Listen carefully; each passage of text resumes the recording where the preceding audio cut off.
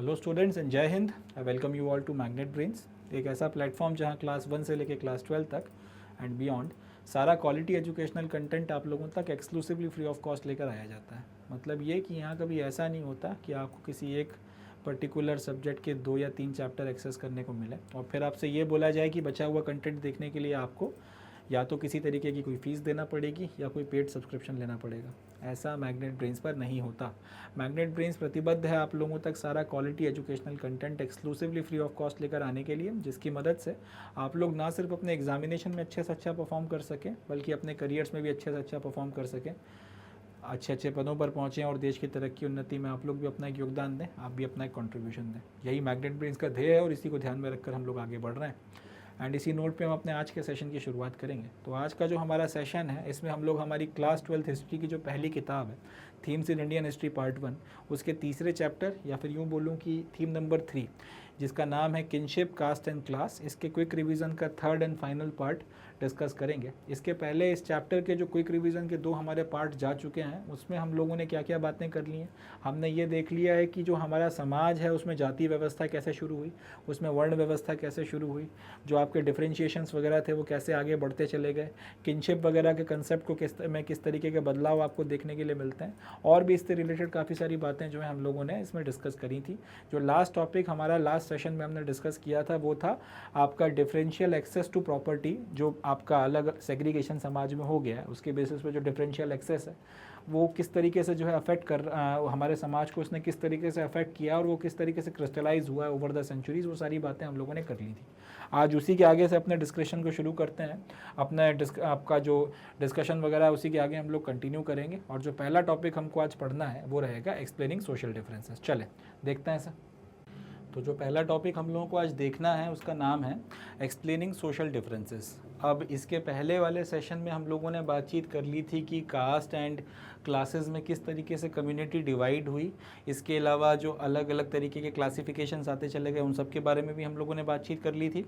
And इसके अलावा हम लोगों ने ये देख लिया था कि इन सारे क्लासिफिकेशंस के चलते जेंडर्स के बेसिस पर, वर्ण के बेसिस पर, कास्ट के बेसिस पर रिसोर्सेज वगैरह में जो आपका एक्सेस था एक इंडिविजुअल का वो लिमिटेड, कितना लिमिटेड था या उसको कितने मौके वगैरह मिलते थे पर्टिकुलर वेल्थ या इस तरीके की चीज़ों को, लैंड वगैरह को या प्रॉपर्टी वगैरह को एक्वायर करने के।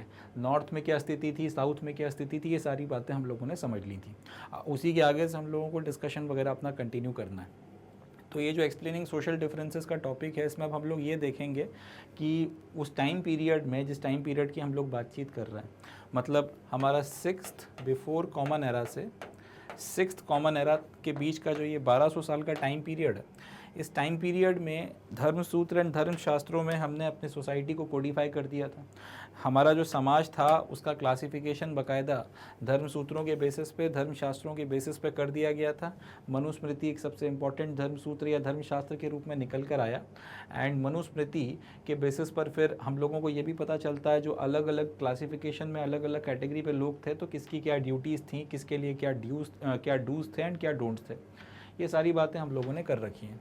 अब ये जो धर्म सूत्रों ने अपनी सोसाइटी को डिवाइड किया था तो इसके साथ ही साथ अब ऐसा नहीं था कि मतलब ये जो पूरी की पूरी व्यवस्था थी इसके खिलाफ किसी तरीके का कोई डाइसेंट वगैरह आपको देखने को नहीं मिलता था। इस तरीके की चीज़ें नहीं थी, बाकायदा आपको डाइसेंट वगैरह भी जो है वो देखने के लिए मिल रहा है और काफ़ी बड़ी मात्रा में जो है आपको डाइसेंट देखने के लिए मिल रहा है। तो उसी बारे में या उसी रिस्पेक्ट में पहली लाइन आपको यहाँ पे देखने को मिलती है कि though the society was codified into Dharma Sutra but with time other traditions developed that criticized world system या ऑर्डर। मतलब ये कि हालांकि सोसाइटी को धर्म सूत्रों और धर्मशास्त्रों ने, मनुस्मृति वगैरह और बाकी सारी किताबों ने बाकायदा आपकी वर्ण व्यवस्था में डिवाइड कर दिया था, जाति व्यवस्था में डिवाइड कर दिया था, मगर वक्त के साथ में दूसरे ट्रेडिशंस वगैरह भी डेवलप होना शुरू हुए और ये जो दूसरे ट्रेडिशंस हमारे डेवलप हुए इन्होंने कहीं ना कहीं इस पूरी की पूरी सिस्टम को, इस पूरे की पूरी जो ऑर्डर था वर्ण व्यवस्था का या जाति व्यवस्था का जो डेवलप हुआ था, इसको काफ़ी बड़े लेवल पर जो है क्रिटिसाइज़ किया। इसका जो सबसे बढ़िया एग्जाम्पल आपको देखने के लिए मिलता है वो मिलता है बुद्धिज़्म में।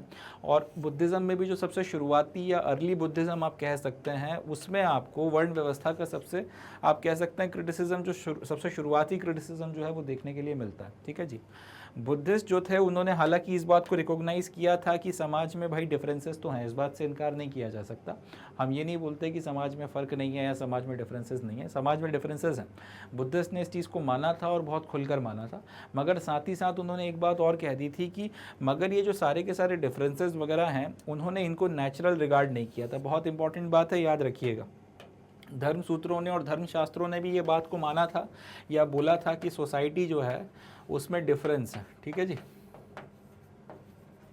धर्म सूत्रों ने या धर्मशास्त्रों ने इस बात को माना था, इस बात को जो है एक्सेप्ट किया था कि समाज में डिफरेंसेस हैं। अर्ली बुद्धिज़्म जो है उसने भी इस बात को माना था कि समाज में डिफरेंसेस हैं, मगर दोनों में जो बेसिक फ़र्क आ जाता है वो इसी बात पे आ जाता है कि धर्म सूत्र या धर्मशास्त्र वाले ये बोल रहे थे कि डिफरेंस जो है वो गॉड मेड है या फिर नेचुरल। मतलब ये कि आप अगर एक पर्टिकुलर जाति में पैदा हुए हो और उसके चलते आप कुछ काम कर सकते हो और कुछ काम नहीं कर सकते, तो इसके पीछे का रीज़न यह है कि प्रकृति ऐसा चाहती है, ईश्वर ऐसा चाहता है, ईश्वर ने आपके लिए इस चीज़ को डिसाइड किया, इसलिए आपको इसको मानना पड़ेगा या इसके अनुसार चलना पड़ेगा। मगर जो बुद्धिस्ट थे या जो अर्ली बुद्धिस्ट थे वो ये बोलते थे कि ये डिफरेंसेस हैं, मगर ये डिफरेंसेस नेचुरल नहीं हैं, ये डिफरेंसेस जो हैं इंसानों के बनाए हुए हैं, ये डिफरेंसेस आपका ईश्वर के बनाए हुए नहीं हैं। तो ये बात क्योंकि ये लोग कहते थे तो इससे फिर एक बात ये निकल कर भी आती थी कि अगर समाज में ये जो डिफरेंसेस हैं क्योंकि ये इंसानों के बनाए हुए हैं तो फिर इनको बदला भी जा सकता है, ठीक है जी। इसलिए इंपॉर्टेंट बात है बुद्धिज़्म एंड आपका या फिर अर्ली बुद्धिज़्म एंड जो आपका वैदिक ट्रेडिशन में जो धर्मसूत्र एंड धर्मशास्त्रों ने सोसाइटी में जो डिफरेंसेस वगैरह हैं उसको एक्सेप्ट तो किया था, मगर उसकी व्याख्या अलग अलग करी थी और इसी बात पर आके सारी बातचीत जो है सिमट जाती है।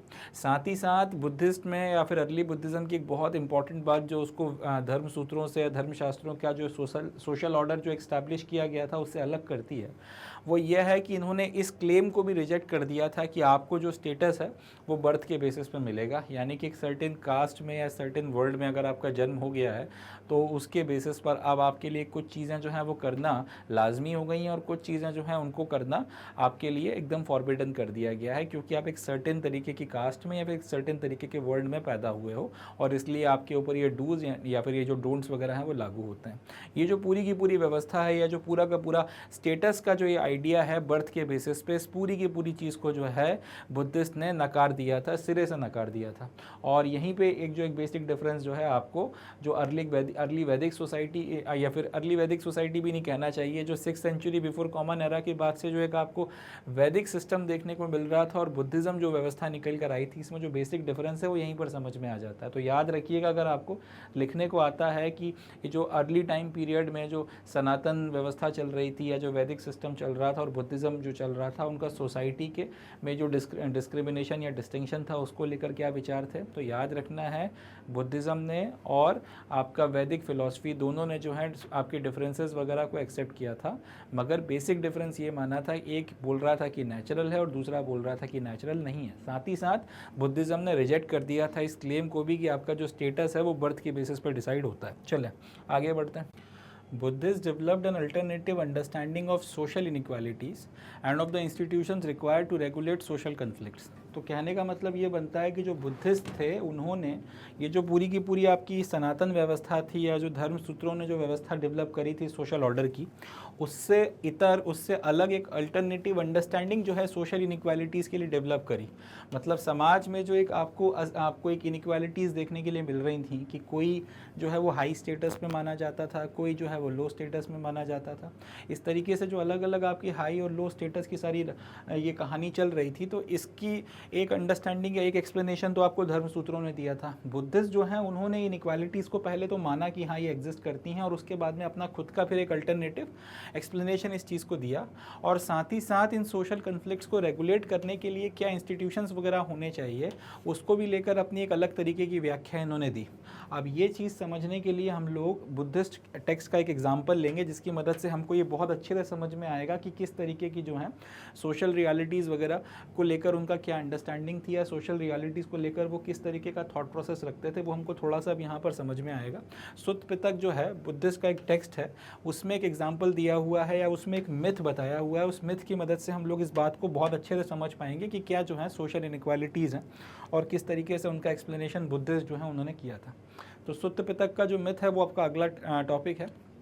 इसमें ये बताया गया है, जो मिथ है सुत्त पितक में जो ये मिथ आपको देखने को मिलता है, इसमें ये बताया गया है कि ओरिजिनली जो है लोग एक आइडलिक स्टेट में रहा करते थे। आइडलिक स्टेट का मतलब है जहाँ पे सब कुछ बहुत ज़्यादा आदर्श है, या एकदम आप कह सकते हैं जो एक मतलब जिस तरीके की स्थितियाँ होनी चाहिए एक अच्छी ज़िंदगी व्यतीत करने के लिए, उस तरीके की जो एकदम आदर्श किस्म की परिस्थितियाँ थीं, उसके लिए आइडलिक स्टेट का इस्तेमाल किया गया। तो इनका कहना ये था कि ओरिजिनली जो है लोग वो आइडलिक स्टेट में रहते थे एंड वो प्रकृति से सिर्फ उतना ही लिया करते थे जितना उनको ज़रूरी होता था, उससे ज़्यादा जो है वो प्रकृति से नहीं लेते थे। मगर फिर क्या हुआ, then with gradual deterioration human beings became increasingly greedy. मतलब ये कि धीरे धीरे आपका डेट्रियोरेशन होता चला गया, और इस डेट्रियोरेशन के कारण इंसान जो थे वो इंक्रीजिंगली बहुत ज़्यादा ग्रीडी हो गए, बहुत ज़्यादा जो है इंसान बहुत ज़्यादा ग्रीडी हो गए। अब इस ग्रीडीनेस के नतीजे में क्या हुआ, this led them to wonder about a person who will ensure right things are done and wrong are censured। तो यहाँ पे दो चीज़ें बताई गई हैं। सुत्त पितक का जो मिथ है उसमें दो बातें बोली गई हैं कि पहले लोग आइडियल किस्म की परिस्थितियों में रहते थे। जैसे आज की तारीख में हम लोग आइडियल परिस्थितियाँ जो हैं उनको डिस्क्राइब करने के लिए एक शब्द इस्तेमाल करते हैं, राम राज्य। तो राम राज्य का मतलब हमारे दिमाग में, या फिर हमारे दिमाग में उसका जो कनोटेशन आता है, जो तसव्वुर निकल कर आता है, वो यह है कि एकदम आइडियल किस्म की परिस्थितियाँ जहाँ पे सब कुछ बहुत बढ़िया है, किसी को कोई समस्या नहीं है, सब एकदम हंसी खुशी सुकून से रह रहे हैं। तो बुद्धिस्ट टेक्स्ट में भी यही बोला गया कि शुरुआत में आपको इस तरीके की कुछ आइडियलिक परिस्थितियाँ देखने को मिलती थी लोग, मगर फिर बाद में धीरे धीरे ग्रीडी होते चले गए। इसके चलते फिर हुआ ये कि उनको लगा, एक ऐसे इंसान की ज़रूरत महसूस हुई, उनको ऐसा लगा कि एक ऐसा इंसान होना चाहिए, एक ऐसा व्यक्ति होना चाहिए जो ये इंश्योर करे कि भाई सही चीज़ें जो हैं सिर्फ वही की जाएं, और गलत चीज़ें अगर हो रही हैं तो उनकी भर्त्सना की जाए और लोगों को गलत काम करने से रोका जाए। ठीक है जी। तो पहले सब कुछ बढ़िया था, उसके बाद चीज़ें ख़राब होने लगीं, तो लोगों ने सोचा कि एक ऐसा इंसान होना चाहिए जो लोगों को इंश्योर करवाए कि भाई वो सही काम कर रहे हैं, पहली चीज़। दूसरी बात ये कि वो ये इंश्योर करे कि लोग गलत काम ना करें, और अगर गलत काम करते हैं तो सेंसर किया जाए उसे, उसकी भर्त्सना की जाए। ये जो व्यक्ति है, ये जो व्यक्ति रहेगा, उसका नाम रखा गया महासमत्ता। महासमत्ता का मतलब होता है द ग्रेट इलेक्ट। तो ये जो महासमत्ता है, इसके बारे में ये बोला गया कि ये जो लोग हैं, ये जो व्यक्ति है, ये सारे के सारे लोगों के द्वारा चुना जाएगा। इंपॉर्टेंट है, याद रखिएगा, महासमत्ता सारे के सारे लोगों के द्वारा चुना जाएगा।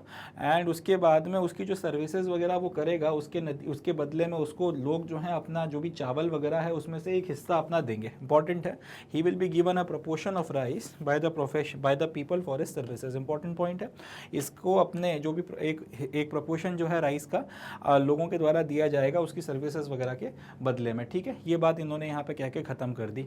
तो यहाँ से अब अपने को क्या बातें समझ में आती हैं, मतलब एक पहले लोग अच्छे थे, अच्छे से फिर उनका डेट्रियोरेशन हुआ, लोगों ने बोला एक ऐसे व्यक्ति की ज़रूरत जो अच्छे काम करवाना इंश्योर करवाए और गलत काम करने से रोके, करने वालों की भर्त्सना करे, सेंश्योर करे। नाम रखा गया उसका महासमत्ता, उसको लोगों के द्वारा इलेक्ट किया जाना है, और उसको उसकी सर्विसेज के बदले में, उसकी सेवाओं के बदले में आप थोड़ा सा अपने जो हिस्से का चावल है उसमें से एक प्रपोर्शन ऑफ चावल का देंगे। अब ये जो है सुत्त पितक का मिथ है। अब इस मिथ से हमको क्या पता चलता है, ये जो मिथ है सुत्त पितक का, इससे हमको कुछ बातें समझ में आती हैं। इससे जो मिथ हमें समझ में आता है वो ये है कि जो इंस्टीट्यूशन ऑफ किनशिप है, it was based on human choice. Important बात है, याद रखिएगा, ये जो किनशिप का इंस्टीट्यूशन है, ये जो आपका सोशल डिफरेंसेस वगैरह हैं, ये सारी की सारी चीज़ें किसकी बनाई हुई हैं, इंसानों की बनाई हुई हैं, या फिर इंसानों की चॉइस पर निर्भर करती हैं। बहुत इंपॉर्टेंट फैक्ट है, बहुत इंपॉर्टेंट पॉइंट है। With taxes as a form of payment given to the king in return for his services. और ये जो टैक्स वगैरह आप दे रहे हो वो राजा को उसकी सर्विसेज के रिटर्न में दे रहे हो। ये बात अपने को कैसे समझ में आती है, यहाँ पे जो ये सारे डिस्कशन वगैरह हो रहा है महासमत्ता को लेकर, उससे ये बात हमको समझ में आती है कि भाई ये जो टैक्स वगैरह है जो राजा लेता है, बेसिकली वो टैक्स किस चीज़ के लिए ले रहा है, वो टैक्स ले रहा है उसकी सर्विसेज वगैरह के एवज में। उसकी जो सर्विसेज वगैरह हैं, जो भी उन सर्विसेज वगैरह के बदले में राजा को आप वो टैक्स दे रहे हो। और ये पूरा का पूरा जो इंस्टीट्यूशन है वो इंसानों का बनाया हुआ है, इंसानों ने चॉइस वगैरह करी और उसके बेसिस पर ये जो किंगशिप का ये जो पूरा आपकी राज व्यवस्था या जो राज सत्ता का कंसेप्ट है वो निकल कर आया है। This also indicates that if human beings are responsible for creation of system then they can also change it in future. अब यहाँ से बहुत बड़ी बात इसमें लिखी गई है कि यहाँ से एक इंडिकेशन ये भी है कि अगर हमने बनाया है तो हम मिटा भी सकते हैं। If we have made it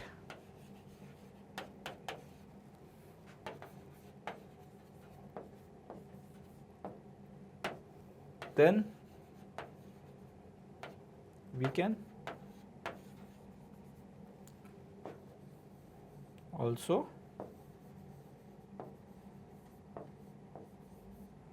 change it. Important point है, याद रखिएगा। इस पूरी बात से हमें क्या समझ में आता है कि ह्यूमन बीइंग्स का बनाया हुआ ये पूरा का पूरा सिस्टम है, ये पूरी व्यवस्था इंसानों की बनाई हुई है, ये गॉड गिवन नहीं है, ये गॉड गिवन नहीं है, ये नेचुरल नहीं है, ये मैन मेड है। ठीक है जी, ये मैन मेड है। और अगर इंसानों ने इसको आज ऐसा बनाया है तो कल वो इसको ऐसा भी बना सकते हैं, परसों इसको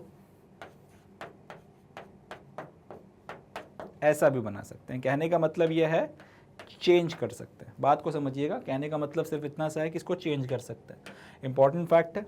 चलें आगे बढ़ते हैं। नेक्स्ट जो अपना टॉपिक आता है इसका नाम है हैंडलिंग टेक्स्ट। हैंडलिंग टेक्स्ट में अब हम लोग ये देखेंगे कि जो भी टेक्स्ट वगैरह हमको मिलते हैं, जिनके बेसिस पे हम किसी बीते हुए कालखंड का अगर आपको कोई टेक्स्ट मिला तो उस किताब को पढ़कर उस वक्त के बारे में जिसने उसको लिखा गया था या जिस पर्टिकुलर टाइम पीरियड का उसमें डिस्क्रिप्शन देखने को मिलता है, उसके बारे में इतिहासकार अंदाज़ा कैसे लगाते हैं, उसके बारे में इतिहासकार या हिस्टोरियंस जो हैं वो कंक्लूजन्स कैसे बनाते हैं, इस बारे में थोड़ा सा अब हम लोग बातचीत करेंगे। तो historians consider several elements when they analyse text. First, they see the language in which text was written, that is either Pali, Prakrit or Tamil, that is the languages used by ordinary people, or in Sanskrit, that is the language exclusively meant for priest and elites.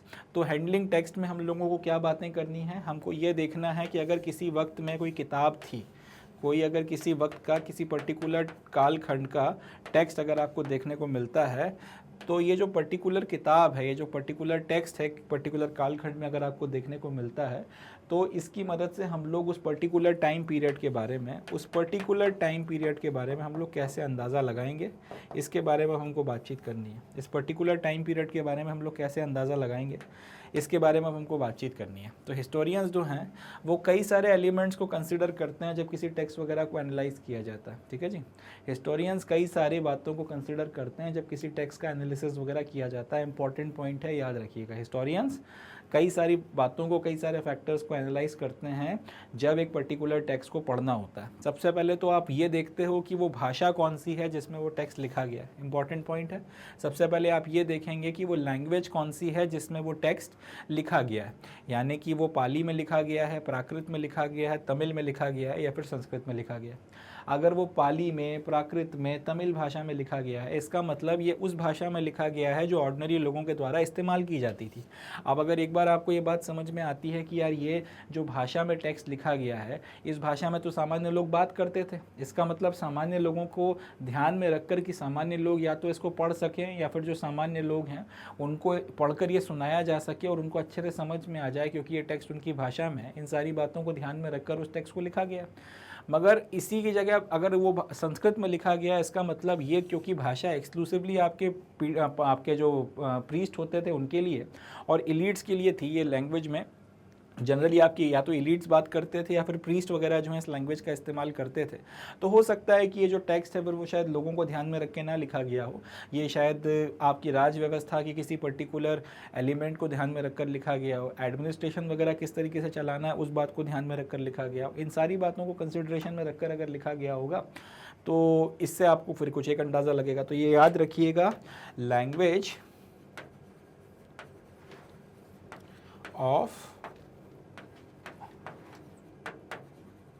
Ordinary people, यानी कि ये जो तमिल, तेलुगु, संस्कृत, इस सब में इन सारी भाषाओं में लिखा गया था, तो उससे आपको कुछ एक अलग अंडरस्टैंडिंग मिलती है। या फिर लैंग्वेज ऑफ इलीट,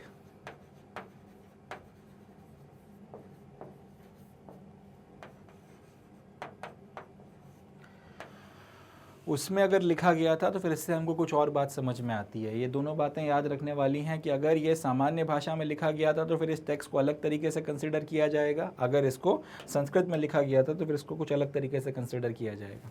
अब एक बार जब आपने भाषा समझ ली कि कौन सी तरीके की भाषा में इस्तेमाल किया गया और उसके बेसिस पर आपने जो भी कौन सी भाषा का इस्तेमाल किया गया उसके बेसिस पर आपने कुछ अनुमान लगा लिए। अब वो अनुमान एक बार आपको लग गया, उसके बाद में फिर आप ये देखोगे कि जो टेक्स्ट है इसमें लिखा क्या गया है, ये किस तरीके का टेक्स्ट है, किस काइंड ऑफ टेक्स्ट, या फिर यूँ बोलना चाहिए कि टाइप ऑफ टेक्स्ट। ठीक है जी, काइंड ऑफ टेक्स्ट, या फिर इसको ऐसे भी लिख सकते हो आप, टाइप ऑफ टेक्स्ट, ठीक है। तो किस तरीके का टेक्स्ट है उसके ऊपर भी जो है काफ़ी हद तक मैटर कर जाएगा, काफ़ी हद तक डिपेंड कर जाएगा कि टेक्स्ट क्या है। अब इसमें सिर्फ आपके मंत्र लिखे हुए हैं जो रिचुअल्स के लिए हैं, जो स्पेशलिस्ट वगैरह के द्वारा जो हैं पूरी पूजा विधि या फिर आपका जो भी प्रक्रिया वगैरह करवाई जाती है उसके जो मंत्र हैं सिर्फ वो लिखे हुए हैं, या फिर इसमें वो कहानियाँ लिखी हुई हैं जो लोगों को सुनाई जा सकती हैं, लोग जो हैं उनको खुद सुन सकते हैं और लोग जो हैं उनको खुद पढ़ सकते हैं, स्टोरीज़ हैं जिनको रिटेल किया जा सकता है। ये सारी की सारी बातें जो है इसमें कवर की गई हैं। तो यहाँ से भी आपको काफ़ी सारी बातें समझ में आती हैं। इंपॉर्टेंट है, रेलेवेंट है, ध्यान रखिएगा। टेक्स्ट जो है, अब एक बार आपने जब ये देख लिया कि लैंग्वेज कौन सी है, ठीक है जी, तो लैंग्वेज के बाद में फिर आप ये देखोगे कि उसमें है क्या। अगर सामान्य लोगों की भाषा में जनरली लिखा गया है तो उसमें आपको कहानियाँ देखने को मिलती हैं, आपको उसमें नैरेटिव वगैरह जो है वो देखने के लिए मिलता है। और अगर सामान्य लोगों की लैंग्वेज में नहीं लिखा गया है तो फिर आपको रिचुअल के आपके जो वर्सेस होते हैं वो देखने के लिए मिलेंगे। अगर रिचुअल के वर्सेस हैं तो फिर उस किताब का एक अलग इस्तेमाल किया जाएगा उस वक्त के इतिहास को समझने के लिए, और अगर स्टोरीज़ वगैरह हैं तो फिर उस वक्त के इतिहास को समझने के लिए इस किताब का एक अलग इस्तेमाल किया जाएगा। तो डजेंट मैटर कि क्या है क्या नहीं है, मगर आपको ये भी समझ में आ जाता है कि स्टोरीज़ वगैरह हैं तो फिर सामने वाला जो है उनको सुन सकता है, रीटेल कर सकता है। रीटेल मतलब ये कि उसको बार बार सुना जा सकता है, बार बार पढ़ा जा सकता है, बार बार उसको लोगों को सुनाया जा सकता है। रिचुअल्स हैं, इसका मतलब ये है कि कोई एक्सक्लूसिव एक आदमी या एक स्पेसिफिक ग्रुप ऑफ पीपल जो हैं वही उनको समझ सकते हैं, या फिर वही जो हैं इस किताब का इसमें जो लिखे गए मंत्र हैं उनका मंत्रोच्चार वगैरह करेंगे। चले अगला point, then they try to find about the author whose perspective and ideas shape the text and also intended audience. अब इसके बाद में फिर एक बार जब आपको लैंग्वेज का पता चल गया, एक बार आपको टाइप का पता चल गया, उसके बाद में फिर आप ये देखने की कोशिश करते हैं कि भाई लिखा किसने था। अगर हो सके तो आप ऑथर का नाम और बाकी सारी चीज़ें पता करने की कोशिश करते हैं। एक बार जब आपको ऑथर का नाम पता चल जाता है तो उसके साथ ही साथ फिर आप उसका पर्सपेक्टिव क्या था लिखने का, उसका नज़रिया क्या था, क्या लॉजिक था, वो कौन सी बातों को जो है डिस्क्राइब करना चाहता था, इन सब चीज़ों को भी आप समझना चाहते हैं। साथ ही साथ इंटेंडेड ऑडियंस वगैरह जो है उस तक भी आप पहुँचना चाहते हैं, because often the author keeps the interest of audience in mind while composing their work. क्योंकि कई बार क्या होता है कि जिस ऑडियंस को ध्यान में रखकर किताब लिखी जा रही है उनके इंटरेस्ट को भी ध्यान में रखना ज़रूरी होता है। आप किस तरीके, जैसे एक राइटर है उसको पता है कि भाई उसे थ्रिलर लिखना है क्योंकि उसकी ऑडियंस जो है उसको थ्रिलर बहुत पसंद आती है। कोई आपका राइटर है उससे एक्सपेक्ट किया जाता है कि वो साइंस फैंटेसी लिखेगा क्योंकि ऑडियंस जो है उसकी लिखी हुई साइंस फैंटेसी की किताबों को बहुत पसंद करते हैं। कोई जो है आपकी रोमांटिक नॉवेल्स वगैरह को बहुत पसंद करता है। जैसे चेतन भगत की बात की जाए तो चेतन भगत की जो थोड़ी बहुत नॉवेल्स मैंने पढ़ी थी या जो शुरू के 3, 4, 5 किताबें उसने लिखी, लगभग हर किताब में वो किसी ना किसी तरीके से आईआईटी को गुजर देता था। तो आईआईटी को किसी ना किसी तरीके से अपनी कहानी में जो है अंदर लेकर आ जाता था और या तो सामने वाले को आईआईटी पहुंचा देता था और उसके बाद में उसके साथ में स्टोरी गढ़ता था, या फिर सामने वाले को जो है आईआईटी जाने के लिए संघर्ष करता हुआ दिखाता था और उसमें अपनी कहानी वगैरह बनाने की कोशिश करता था। तो इस तरीके से उसने जो कहानियाँ लिखी हैं उसका जो कैरेक्टर है वो 16-17 साल का लड़का होता था जो जनरली इंजीनियरिंग वगैरह के कॉम्पिटिटिव एग्जामिनेशंस को फाइट कर रहा है या फिर एक सबसे प्रीमियर इंस्टीट्यूट में पहुँच गया, इस तरीके की कहानियाँ। तो वो उसके साथ में जो है लोग बाग क्या करते थे, जनरली जो आपके यंग लोग हैं उसके साथ में ज़्यादा अच्छे से कनेक्ट कर पाते थे और काफ़ी लोग जो हैं उसको फिर उसके चलते भी पसंद करते थे। तो कई बार आप जो अपने जो ऑडियंस हैं, जो आपकी इंटेंडेड ऑडियंस हैं, जो आपकी किताब को या तो पढ़ेगी या फिर कोई अगर पढ़कर सुनाएगा तो उसको सुनेगी, वो क्या चाहती है आपसे, उसके क्या टेस्ट है, इस बात को भी ध्यान में रखकर जो आप किताबें वगैरह लिखते हो। तो ये सारी कुछ चीज़ें हैं जिसका ध्यान रखा जाता है।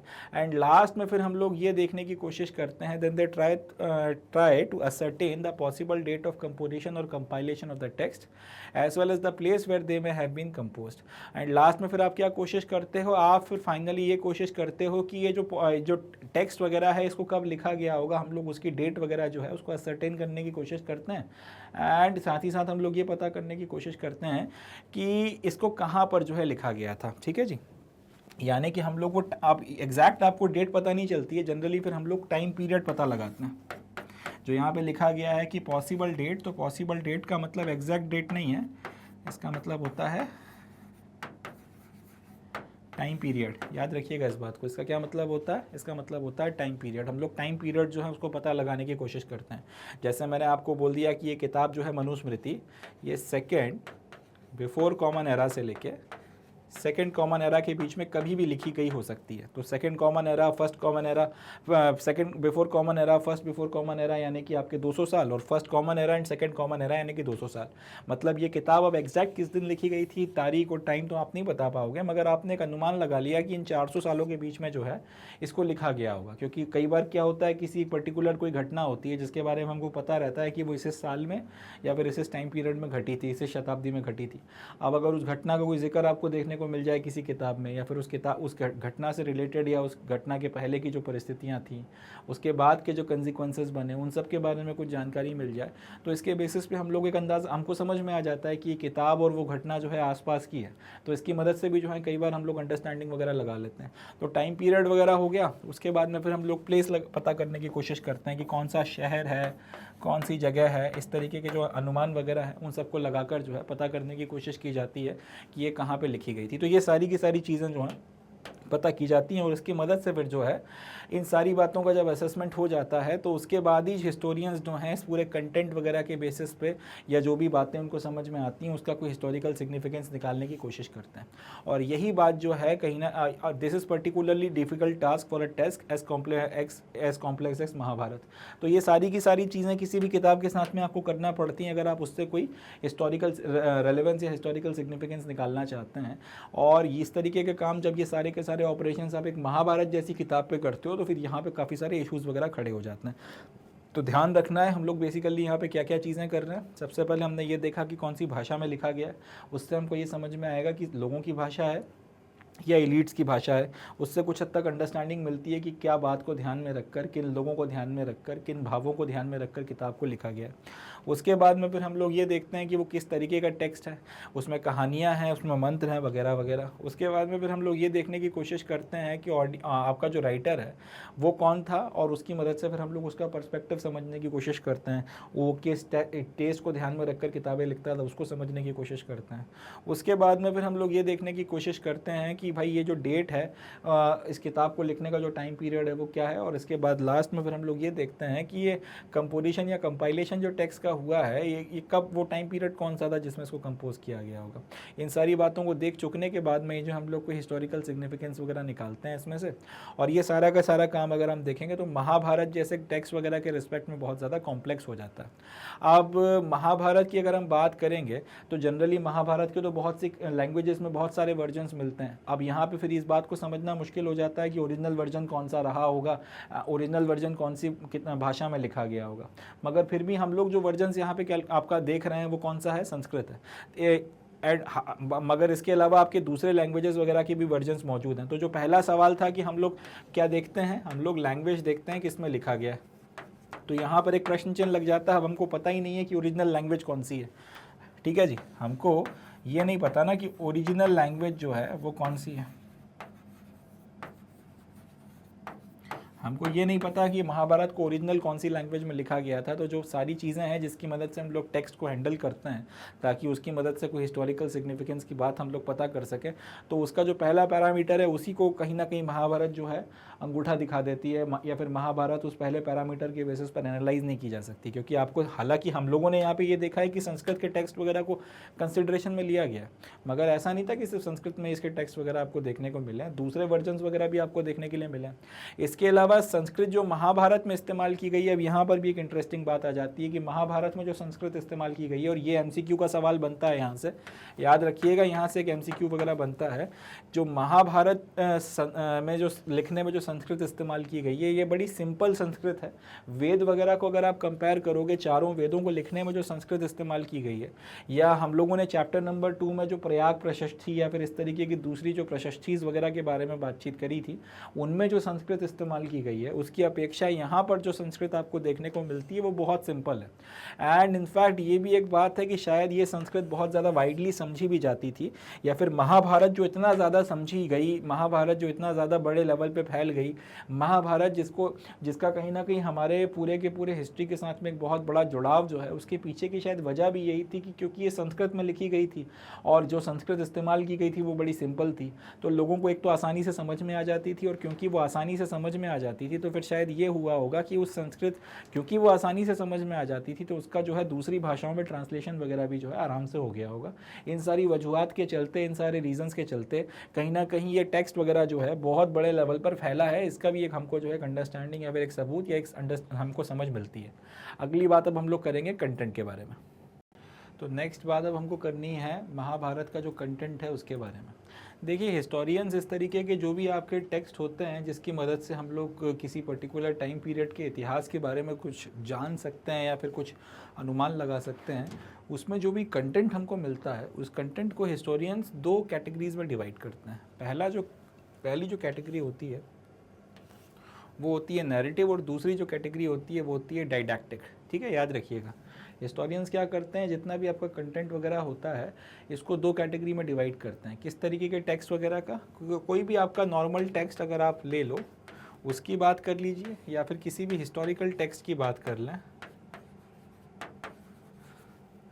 उसका जो कंटेंट होता है वो किस दो कैटेगरीज में डिवाइड होता है। पहला नैरेटिव और दूसरा होता है डाइडैक्टिक। याद रखिएगा, हिस्टोरियंस क्या करते हैं, कंटेंट को दो कैटेगरीज में डिवाइड करते हैं। कोई भी हिस्टोरिकल टेक्स्ट जिसको पढ़कर वो समाज के किसी बीते हुए वक्त के बारे में कुछ जान सकते हैं, उस पर्टिकुलर टेक्स्ट के कंटेंट को दो कैटेगरीज में डिवाइड किया जाता है। पहला होता है नैरेटिव, दूसरा होता है डाइडैक्टिक।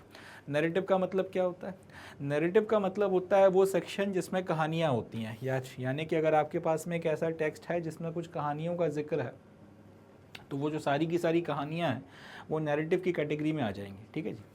और दूसरा होता है डाइडैक्टिक। डाइडैक्टिक का मतलब होता है वो सेक्शन जिसमें सोशल नॉर्म्स वगैरह के बारे में प्रिस्क्रिप्शंस दिए होते हैं कि किस पर्टिकुलर व्यक्ति को क्या करना चाहिए, क्या नहीं करना चाहिए, किसी पर्टिकुलर परिस्थिति में क्या करना चाहिए, क्या नहीं करना चाहिए, वगैरह वगैरह। तो ये ये जो दोनों आपके टेक्स्ट हैं, अब ऐसा भी नहीं है कि जो आपका नैरेटिव वाला सेक्शन है उसमें सिर्फ कहानियाँ ही होती हैं। कई बार कहानियों की मदद से जो है आपके सोशल नॉर्म्स वगैरह को प्रिस्क्राइब किया जाता है।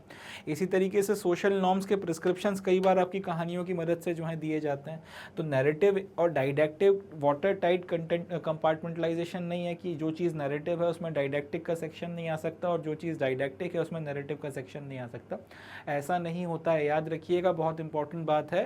नैरेटिव वाले सेक्शन में कहानियाँ आती हैं, डाइडैक्टिक वाले सेक्शन में सोशल नॉर्म्स वगैरह का प्रिस्क्रिप्शन आता है कि आपने समाज में क्या करना है, क्या नहीं करना। मगर ये दोनों चीज़ें महाभारत के टेक्स्ट में अगर आप देखोगे, खास तौर पे महाभारत की अगर हम लोग बातचीत कर लें in general, in particular generally India में जो दूसरे टेक्स्ट वगैरह मिलते हैं उस पर भी ये बात लागू होती है, मगर महाभारत के केस में ये बात ज़्यादा खुलकर निकल कर आती है, निखर कर आती है कि इसमें आपको ऐसे सेक्शंस वगैरह देखने के लिए मिलते हैं जिसमें नैरेटिव भी है, जिसमें डाइडैक्टिक भी है, जिसमें डाइडैक्टिक भी है, जिसमें नैरेटिव भी है। तो ये दोनों चीज़ें एक दूसरे से बहुत ज़्यादा वाटर टाइट तरीके से कंपार्टमेंटलाइजेशन कर अलग अलग या सेग्रीगेट नहीं की गई थी, इसको याद रखिएगा।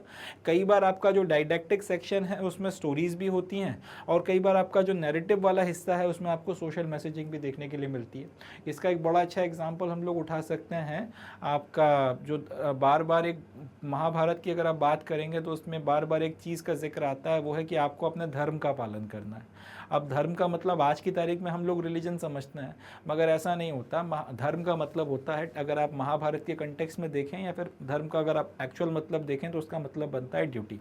महाभारत में बार बार इस बात का जिक्र आता है कि भाई आपने अपने धर्म का पालन करना है, राज धर्म का पालन करना है, पिता के धर्म का पालन करना है, माता के धर्म का पालन करना है, योद्धा के या क्षत्रिय के धर्म का पालन करना है, या फिर आपको किसी और तरीके के धर्म का पालन करना है, आपको अपने एक मित्र के मित्र धर्म का पालन करना है, शिक्षक के तौर पे आपको शिक्षक के धर्म का पालन करना है। तो बार बार एक जिक्र आता है धर्म, कि आपने धर्म का पालन करना है। ठीक है जी, आपने धर्म का पालन करना है। अब कई बार धर्म के पालन करने की बात को समझाने के लिए जिन एग्जाम्पल्स का इस्तेमाल किया जाता है तो उसमें हमको सोशल नॉर्म्स और सोशल प्रिस्क्रिप्शन समझ में आ जाता है, कई सारी आपकी जो उस वक्त के समाज के अलग अलग हिस्से थे उनके लिए। और कई बार धर्म को समझाने के लिए कि आपने अपने धर्म का पालन करना है, स्टोरीज का इस्तेमाल किया जाता था और कहानियों की मदद से भी जो है धर्म को समझाया जाता था। तो कई बार धर्म की को समझाने को लेके, या धर्म क्या है आपको क्या आपके धर्म का पालन करना, उसकी व्याख्या को करने को लेकर, उसकी व्याख्या करने को लेकर सोशल नॉर्म्स एक्सप्लेन किए जाते थे। कई बार कहानियों की मदद से धर्म क्या है या क्या नहीं है वो सारी बातें आपको एक्सप्लेन की जाती थी। तो याद रखिएगा, इस तरीके के जो भी टेक्स्ट आपको देखने को मिलते हैं जिसमें हम लोग हिस्टोरिकल सिग्निफिकेंस कुछ निकाल सकते हैं, या फिर अगर हम लोग महाभारत की बात करते हैं, उसमें दो चीज़ें आपको देखने को मिलती हैं, एक नैरेटिव और दूसरा होता है डाइडैक्टिक, और दोनों की मदद से हमको कुछ ना कुछ समझ में आता है। एक कहानियों की मदद से कुछ बताता है या फिर अपनी जो भी बात कहना चाहता है, और एक में हमको प्रिस्क्रिप्शन मिलता है सोशल नॉर्म्स वगैरह का। चले आगे बढ़ते हैं। However, generally historians agree that Mahabharata was meant to be a dramatic and moving story and didactic portions were probably added later। मतलब यहाँ पर एक बात और है, महाभारत को जब पढ़ा गया तो उसके बाद में ये बात समझ में आई, हिस्टोरियंस ने इस बात को माना कि बेसिकली महाभारत के बारे में इन लोगों का इंटेंशन ये था, जिन्होंने भी महाभारत को लिखा या महाभारत की जिन्होंने भी जो है महाभारत को क्रमबद्ध किया है, उनका ये ख्याल था कि जो कहानी है, ये जो आपकी महाभारत का जो टेक्स्ट है, ये बेसिकली एक ड्रामेटिक स्टोरी रहेगी जो आपका कंटिन्यू करेगी और एक पॉइंट से लेकर दूसरे पॉइंट तक जो है आप कथा के रूप में इसको कहोगे। मगर फिर जैसे जैसे ये टेक्स्ट आपका इवॉल्व होता चला गया तो वैसे वैसे इसमें और भी चीज़ें जुड़ती चली गई, और लास्ट में फिर बाद में आपका जो डाइडैक्टिक पोर्शंस वगैरह थे, इनको बाद में एडअप किया गया। याद रखिएगा इस बात को, हिस्टोरियंस का आज की तारीख में ये मानना है कि महाभारत में जो है पहले सिर्फ आपका एक स्टोरी होनी थी, यानी कि इसको हम लोग कह सकते हैं कि इसमें सिर्फ आपका नैरेटिव वाला हिस्सा जो है सिर्फ उतना ही होना था। इस महाभारत में सबसे पहले सिर्फ आपकी स्टोरी होनी थी, जिसका मतलब है इसमें सिर्फ आपका नैरेटिव वाला हिस्सा जो है उसको शामिल किया जाना था। जब बाद में नैरेटिव वगैरह बन गया तो फिर उसके बाद में जो है डाइडैक्टिक पोर्शंस वगैरह को ऐड किया गया था। तो याद रखिएगा इस बात को कि हिस्टोरियंस का ये ख्याल है कि महाभारत जो है इसको एक ड्रामेटिक स्टोरी के रूप में इसको बनाया जाना था, मगर बाद में फिर इसमें डाइडैक्टिक पोर्शंस वगैरह को ऐड किया गया। इंटरेस्टिंग बात ये निकल कर आती है कि ये जो पूरा का पूरा टेक्स्ट है, इसके लिए जो शब्द इस्तेमाल किया गया है इस टेक्स्ट में, वो है इतिहास, जिसका मतलब जो है, जिसका लिटरल मतलब बनता है हिस्ट्री। याद रखिएगा इस बात को कि महाभारत की जो कहानी है या महाभारत की जो आपकी किताब है या जो महाभारत का ग्रंथ है, इसमें इस पूरे के पूरे ग्रंथ को या इस पूरी की पूरी किताब को समझाने के लिए जो शब्द इस्तेमाल किया गया वो क्या है? जो शब्द इस्तेमाल किया गया वो है इतिहास। संस्कृत के टेक्स्ट में खास तौर पर जो है जो शब्द इस्तेमाल किया गया है वो है इतिहास। अब जो नेक्स्ट टॉपिक है वो है ऑथर्स एंड डेट्स की, यानी कि इस किताब को लिखा किसने होगा और कब लिखा गया होगा, उसके बारे में हम लोग बातचीत करेंगे। ऑथर की बात की जाए तो या फिर यूँ बोलेंगे, ये सवाल तो उठेगा ही ना कि ये जो टेक्स्ट है वो किसने लिखा। And there are several answers to this question. Original story was probably composed by charioteer bards known as sutas. They generally accompanied the Kshatriya warriors to battlefields and composed poems celebrating their victories and other achievements.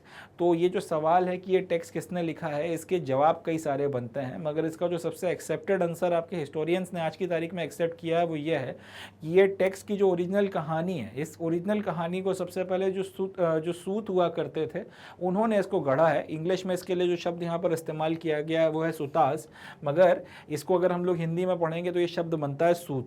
In fact आपका एक बहुत main character जिसका नाम कर्ण है महाभारत में, उसको बार बार सूत पुत्र या के नाम से जो है बुलाया जाता है। तो वो जो सूत है बेसिकली ये चैरिटियर बार्ड्स हुआ करते थे, यानी कि जो आपका रथ चलाने वाला सारथी होता है, जो आपके क्षत्रिय जो राजा या फिर आपका वेरियर है उसको बैटल में लेकर जाता है, उसके लिए जो शब्द इस्तेमाल किया जाता था वो था सूत या फिर सारथी। तो ऐसा माना जाता है, या आज की तारीख में हिस्टोरियंस का ऐसा मानना है कि सबसे पहले जो है ओरिजिनल जो कहानी है वो जो सूत हुआ करते थे उन्होंने इसको कंपोज किया था। एंड ये जनरली आपका जो अपने क्षत्रिय जो वेरियर होता था, राजा या जो भी है, उसके बारे में अब एक तो उसके रथ को हाँकते थे, इसके अलावा दूसरा काम जो ये करते थे उसकी वीरता को लेकर ये कहानियाँ या फिर आपकी दंत कथाएँ या फिर उनके पोएम्स या सॉन्ग्स वगैरह जो हैं गढ़ा करते थे।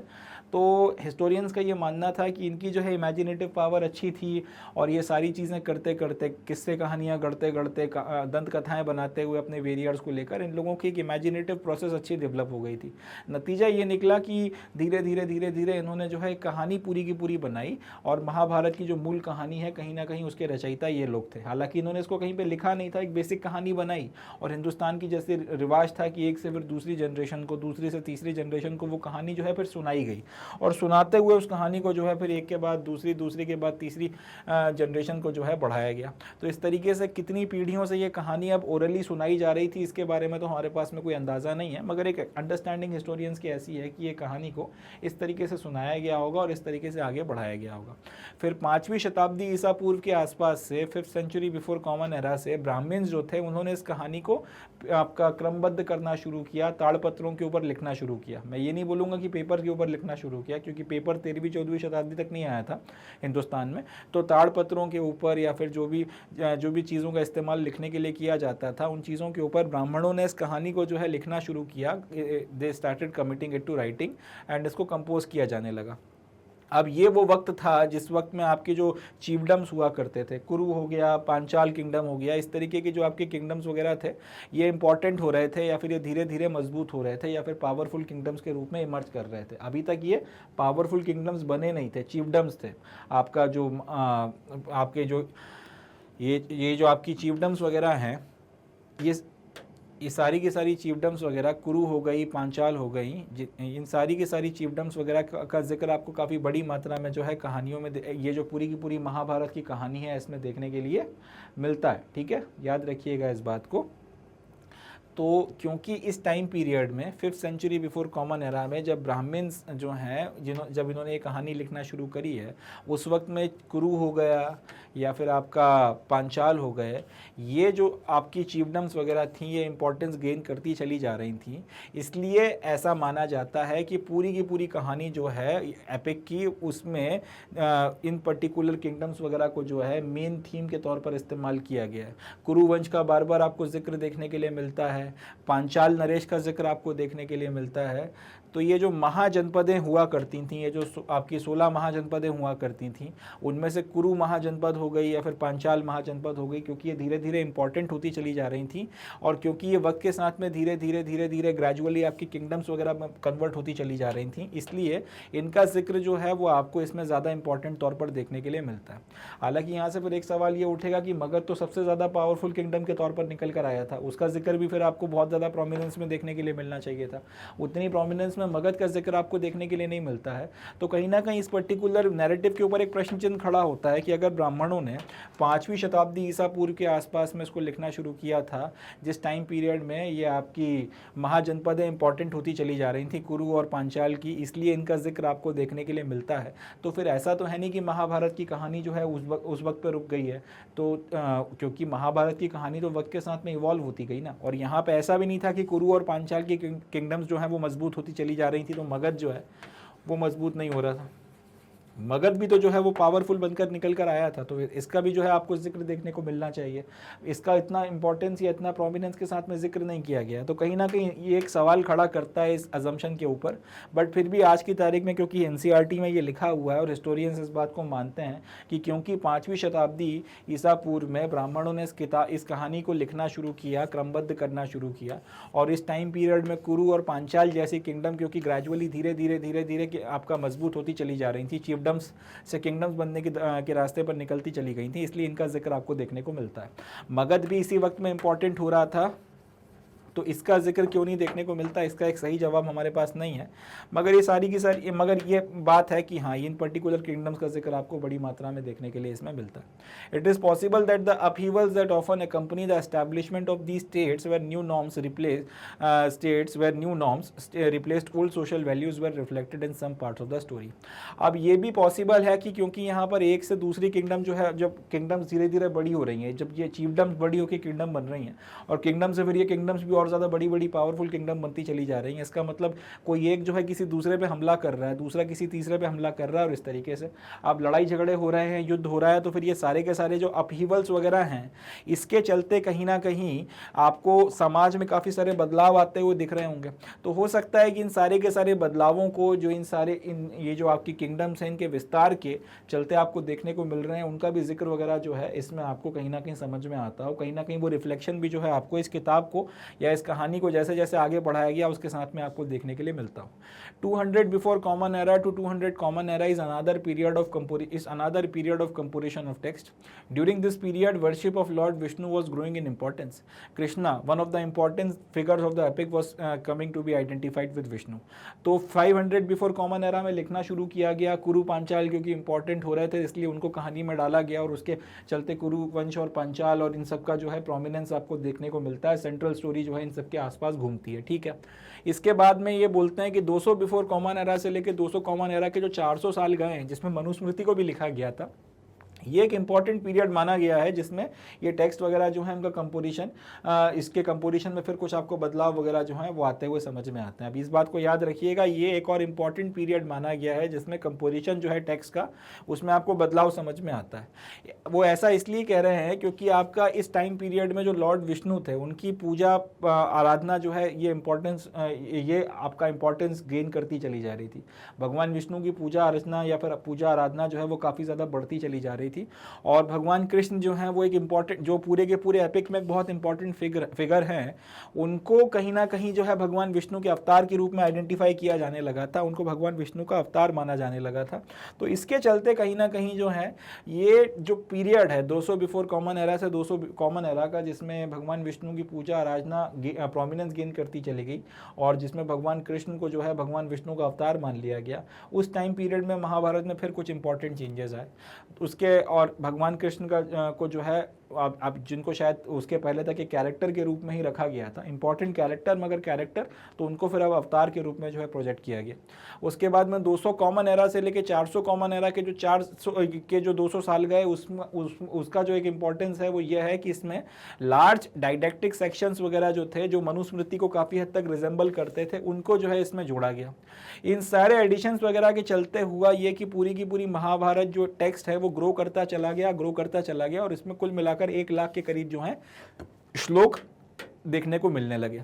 अब ये और आज की तारीख में जो आपका वर्जन आपको देखने को मिलता है वो मोर और लेस ये जो 400 कॉमन एरा के आसपास तक जो 1 लाख श्लोक इसमें आ गए थे, उस पर्टिकुलर वही वर्जन जो है आज की तारीख में भी महाभारत का चल रहा है, थोड़ा बहुत इधर उधर कुछ चेंजेस वगैरह के साथ में।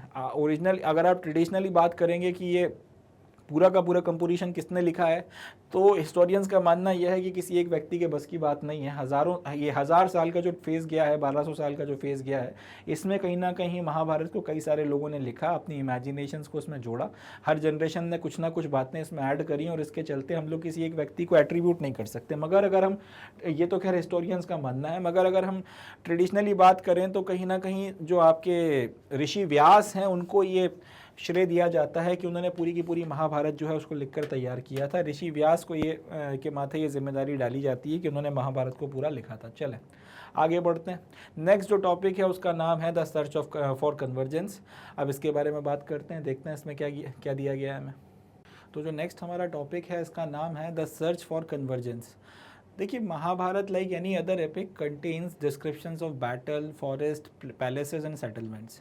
Based on all the descriptions in 1951-52 archaeologist B B Lal excavated at a village named Hastinapur in Meerut UP. ठीक है जी। महाभारत जैसे आपके दूसरे एपिक टेक्स्ट होते हैं जिसमें वॉर का जिक्र होता है, बैटल्स का जिक्र होता है, बड़े बड़े आपके शहरों का जिक्र होता है, पैलेसेस यानी कि आपके महलों का जिक्र होता है, उसी तरीके से आपको इंडिया का ये जो सबसे बड़ा महाकाव्य है महाभारत, इसमें भी आपको, इस एपिक में भी आपको कई सारी आपकी बैटल्स का डिस्क्रिप्शन देखने के लिए मिलता है, बड़े शानदार और घने घने जंगलों का डिस्क्रिप्शन देखने के लिए मिलता है, पैलेसेस का डिस्क्रिप्शन यानी कि महलों का डिस्क्रिप्शन देखने के लिए मिलता है, और सेटलमेंट्स वगैरह का डिस्क्रिप्शन भी आपको देखने के लिए मिलता है। तो ये जो सारा डिस्क्रिप्शन आपको महाभारत टेक्स्ट में देखने के लिए मिलता है, उस सारे डिस्क्रिप्शन के बेसिस पर 1951 और 52 के बीच में एक आर्कियोलॉजिस्ट हुए थे बीबी लाल साहब। इन्होंने मेरठ करके जो उत्तर प्रदेश में आज का एक ज़िला है, वहाँ पर एक गाँव पड़ता है जिसका नाम है हस्तिनापुर। उस गांव का एक्सकवेशन किया था, उस गांव में उन्होंने खुदाई करी थी। पहली बात तो ये कि ये खुदाई पूरे के पूरे गांव में नहीं हुई थी, गांव में कुछ लोकेशंस, थोड़ी बहुत लोकेशंस वगैरह उन्होंने पॉइंट आउट कर ली और वहाँ पर थोड़ी बहुत खुदाई उन्होंने करी थी। अब जहाँ पे खुदाई करी थी, सबसे पहले तो ये, या फिर यूँ बोलूँ कि जो पूरा का पूरा मेरठ है, इसकी जहाँ पे हस्तिनापुर है, जहाँ पे खुदाई हुई थी, इस साइट की लोकेशन के बारे में थोड़ा बात कर लेते हैं। इन अपर Ganga Doab where the Kuru kingdom was situated. The location suggests it might have been the capital of Kurus mentioned in the text. अब हमको पता है कि महाभारत जो है उसमें कुरु वंश का जिक्र किया गया है और साथ ही साथ कुरु किंगडम का भी जो है जिक्र किया गया है। तो ये जो जगह है मेरठ की या फिर हस्तिनापुर की, ये आपको कहाँ पे देखने को मिलती है? ये आपको गंगा का जो दोआब का इलाका है उसके ऊपरी क्षेत्र में देखने के लिए मिलती है। अब ये वही क्षेत्र है जहाँ पे कुरु किंगडम जो है सिचुएटेड थी, और क्योंकि कुरु किंगडम की जो कैपिटल थी उसका नाम हस्तिनापुर था और क्योंकि इस गाँव का नाम भी हस्तिनापुर है, उसके बेसिस पर इन लोगों को ये लगा कि कहीं ना कहीं हो सकता है शायद यही वो जगह थी जहाँ पे कुरु वंश की राजधानी रही होगी या फिर कुरु किंगडम की जो है राजधानी रही होगी, वो हस्तिनापुर, जिसका जिक्र बार बार आपको महाभारत में देखने के लिए मिलता है। एक तो इस बेसिस पर जो है यहाँ पे खुदाई वगैरह की गई। बाद में जब यहाँ पे पूरा एक्सकेवेशन हो गया तब यहाँ जो आपके बीबी लाल साहब थे, इनको यहाँ पर 5 ऑक्यूपेशनल लेवल्स मिले। अब ऑक्यूपेशनल लेवल्स क्या होते हैं उसके बारे में हम लोगों ने पहले चैप्टर में बात करी थी, बट मैं फिर आपको थोड़ा सा बता देता हूँ। लेट से कि ये समतल ज़मीन है और यहाँ पे आपने खुदाई, यहाँ पे चलिए कोई लोग आके रहने लगे। लेट से ये आपकी समतल ज़मीन है और यहाँ पे लोग आके रहने लगे, तो उनके रहने के कारण ये जो जगह है यहाँ का थोड़ा बहुत आपका फीचर वगैरह जो है बदलेंगे और यहाँ पे काफ़ी सारी चीज़ें इकट्ठी हो जाएंगी। इसको बोला जाता है ऑक्यूपेशनल मोड। अब अगर लोग यहाँ से चलेगा तो फिर मिट्टी वगैरह यहाँ पे इकट्ठी हो जाएगी। उसके बाद फिर कोई यहाँ पे आके रहने लगा तो उनका सामान वगैरह जो है वो एक ऑक्यूपेशनल मोड बन जाएगा। उसके बाद फिर अगर वो चले गए या उनको हटा दिया किसी ने और उसके बाद यहाँ पे कोई नहीं रहा तो फिर यहाँ पे मिट्टी उट्टी इकट्ठी होती चली जाएगी। इस तरीके से कई सारे आपके लेयर्स बनते चले जाते हैं। इसके बारे में हम लोगों ने चैप्टर नंबर 1 में बात कर रखी है। तो लाल साहब को यहाँ पर इस तरीके के 5 ऑक्यूपेशनल लेवल्स वगैरह जो हैं वो देखने के लिए मिले थे। इसमें जो सेकंड लेवल और थर्ड लेवल जो आपको ऑक्यूपेशन के देखने के लिए मिले हैं वो बड़े इंटरेस्टिंग हैं, उनमें हमको काफ़ी सारी बातें समझ में आती हैं। चलें देखते हैं। जो सेकंड फेज़ है, सेकंड फेज़ का मतलब जो आपका सेकंड लेवल आपको देखने को मिला है ऑक्यूपेशन का, वो 12th से 7th century before common era के बीच में आपको देखने के लिए मिला है। 1200 ईसा पूर्व से लेके 700 ईसा पूर्व के बीच में, या फिर 1200 बिफोर कॉमन एरा से लेके 700 बिफोर कॉमन एरा के बीच में जो है आपके जो ये 500 साल गए हैं, इस 500 साल के बीच में आपका जो सेकंड फेज़ या फिर जो सेकंड आपका ऑक्यूपेशनल लेवल है वो एग्जिस्ट करता था। उसमें आपको बीबी लाल साहब को क्या क्या देखने को मिला है वो बताते हैं। जो लिमिटेड एरिया एक्सावेट किया गया है उसमें कोई भी डेफिनेट आपको हाउसेस का प्लान देखने के लिए नहीं मिला। मतलब आपको ऐसे हाउस देखने को नहीं मिले जिनको बाकायदा एक नक्शे को ध्यान में रखकर जो है बनाया गया होगा, या फिर एक डेफिनेट आपको प्लान से मतलब ये है कि पूरा का पूरा मकान जो है उसके सारे कमरे वेल डिफाइंड हैं, उनको अच्छे से बनाया गया है। इस तरीके की व्यवस्था आपको देखने को नहीं मिली। आपको सिर्फ मड की वॉल्स देखने को मिली और मड के ब्रिक्स देखने को मिले, यानी कि आपको ऐसी दीवारें देखने को मिली जो मिट्टी वगैरह से बनाई गई थी। साथ ही साथ मिट्टी की ईंटें वगैरह रखकर जो आपकी दीवारें बनाई गई थी, इस तरीके की ब्रिक्स वगैरह का इस्तेमाल करके बनाया गया कंस्ट्रक्शन आपको ठीक ठाक मात्रा में देखने के लिए मिला। Discovery of mud plaster with prominent reed mark suggest that some of the houses had reed walls plastered over with mud. अब यहाँ पर ये जो मड प्लास्टर है इसके साथ ही आपको थोड़े बहुत रीड वगैरह भी देखने को मिले हैं और कई जगहों पर वो रीड या फिर लकड़ियाँ या संटियों को इकट्ठा कर उनके ऊपर जो है मड का प्लास्टर वगैरह कर भी जो है दीवारें वगैरह बनाई जाती थी। ये सारी बातें अपने को यहाँ पर समझ में आई हैं। देखिए जैसे लकड़ियाँ हैं या जो संटियाँ हैं इन सबको आपने इकट्ठा कर दिया और उसके बाद फिर आपने इसमें मिट्टी मलकर दीवार वगैरह बनाकर तैयार कर दी। इस तरीके के आपको वॉल्स वगैरह जो हैं काफ़ी सारे देखने के लिए मिले हैं। जो सेकेंड ऑक्यूपेशनल लेवल था उसमें जो 1200 से लेकर 700 ईसा पूर्व के पहले के बीच में कभी एग्जिस्ट करता था। उसके बाद इस तरीके के मकान वगैरह कुछ आपको देखने के लिए मिले हैं। एग्जैक्टली यही मकान नहीं मिले मगर इस तरीके के कुछ मकान वगैरह आपको देखने को मिले हैं। रीड वगैरह से बने हुए मकान, उस पर आपने मिट्टी वगैरह जो है उसको पोत दिया, या फिर इस तरीके के जो मकान वगैरह हैं वो आपको देखने के लिए मिलते हैं। जो तीसरा फेज़ है वो आपको 6th सेंचुरी से लेकर 3rd century before common era के बीच में देखने के लिए मिलता है। इसमें डॉक्टर लाल साहब को ये पता चलता है कि houses of this period were built of mud bricks as well as burnt bricks. अब इस टाइम पीरियड में जो मकान बनाए जा रहे थे उसमें आपकी मड ब्रिक्स का इस्तेमाल हो रहा था, यानी कि अभी भी ईंटों की बनी हुई आप ये मिट्टी की बनी हुई ईंटों का इस्तेमाल हो रहा था, मगर साथ ही साथ इस पर्टिकुलर टाइम पीरियड में अब पकाई हुई ईंटों से आपकी जो ब्रिक्स हैं उनको बनाने के बाद अच्छे से उनको पकाया गया और पकाने के बाद बाद भी जो इनका इस्तेमाल आपको देखने को आपको मिलता है। दूसरा, soakage jars and brick drains were used for draining out refuse water. Soakage jar और ब्रिक ड्रेन्स का इस्तेमाल भी जो है आपका जो पानी आपका वेस्ट वगैरह हो गया है, रिफ्यूज वाटर जो है आपका, उसको ड्रेन करने के लिए इनका इस्तेमाल किया जाता था। Terracotta ring wells found may also have been used both as wells as well as drainage pits. इसके अलावा आपको टेराकोटा के रिंग्स वगैरह लगे हुए आपको काफ़ी सारे कुएं वगैरह देखने को मिले। मतलब ये कि आपने कुआं खोद लिया, एक कुआं खोदने के बाद उसमें आपने टेराकोटा की रिंग्स वगैरह जो है मिट्टी की बनी हुई डाल दी हैं इस तरीके से, ठीक है। ऐसी व्यवस्था भी आपको देखने के लिए मिली है, ठीक है।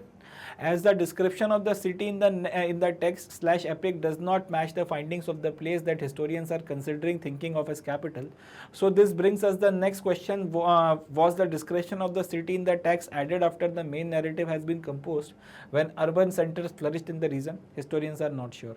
तो यहाँ पर ये जो दोनों आपके लेवल्स हैं, इसमें जो भी चीज़ें हमको देखने को मिलती हैं वो कुछ इस तरीके के सेटलमेंट की तरफ इशारा करती हैं। और हमारा जो महाभारत का टेक्स्ट है उसमें हस्तिनापुर का जो शहर है उसकी नगरी का जो डिस्क्रिप्शन आपको देखने के लिए मिलता है वो जिस तरीके से किया गया है वो बताता है कि ये जो शहर है बहुत ज़्यादा वैभवशाली था, ये शहर बहुत ज़्यादा गौरवशाली था, बहुत बड़ा, बहुत आप कह सकते हैं एनॉर्मस किस्म का शहर जो है ये हुआ करता था। तो क्योंकि आपको अब यहाँ पर जो डिस्क्रिप्शन आपको महाभारत में जो टेक्स्ट है उसमें हस्तिनापुर का देखने को मिलता है, और ये जो पर्टिकुलर गांव है जिसका नाम हस्तिनापुर है, यहाँ पर जो चीज़ें आपको देखने को मिली हैं अब उसमें फाइंडिंग्स वगैरह जो है उसमें कोई मैच नहीं है, एकदम ज़मीन आसमान का अंतर है। तो इससे फिर एक अगला सवाल जो उठता है, पहला सवाल तो यही पूछना चाहिए कि क्या ये वही जगह है जहाँ पे आपका उस हस्तिनापुर का क्या ये वही जगह है जहाँ पे मतलब जिस हस्तिनापुर की बात की जा रही है महाभारत में वो यही है या नहीं है? पहला सवाल तो यही पूछना चाहिए। मगर खैर, दूसरा सवाल जो है जो शायद ज़्यादा रेलेवेंट है वो ये है कि अगर ये वही जगह है, मान लेते हैं 2 मिनट के लिए, अगर वही जगह है तो क्या जो शहर का डिस्क्रिप्शन आपको टेक्स्ट में देखने के लिए मिलता है ये आपका पूरा जो मेन नैरेटिव कंपोज हो गया था, यानी कि जो मेन आपकी कहानी लिख दी गई थी उसके बाद जोड़ा गया था, जब आपके अर्बन सेंटर्स वगैरह इस इलाके में फ्लरिश करने लगे थे तब इसको ऐड किया गया था? इस सवाल पे हिस्टोरियंस बहुत ज़्यादा श्योर नहीं है। मतलब ये कि पहले आपने जो है वो स्टोरी लिख दी, आपकी जो मेन स्टोरी है वो आपने पहले लिख दी, ठीक है जी। कहने का मतलब ये है कि आपने पहले मेन स्टोरी जो है उसको लिखकर तैयार कर दिया, और बाद में जब आपके जो शहर वगैरह हैं जब वो फ्लरिश कर गए, जब शहर वगैरह आपके फ्लरिश हो गए, तब जाके आपने जो है सिटी का डिस्क्रिप्शन उसमें ऐड किया, ठीक है जी। सिटी का डिस्क्रिप्शन जो है आपने उसमें ऐड किया। तो अब क्या ऐसा हुआ होगा, इस पर्टिकुलर सवाल को लेके हिस्टोरियंस जो हैं बहुत ज़्यादा श्योर नहीं है। वो हो सकता है ऐसा हुआ, हो सकता है ऐसा ना हुआ हो। एक सवाल काउंटर करने के लिए ये भी पूछा जा सकता है ना कि क्या ये वही हस्तिनापुर है जिसकी बात हम लोग महाभारत में कर रहे हैं?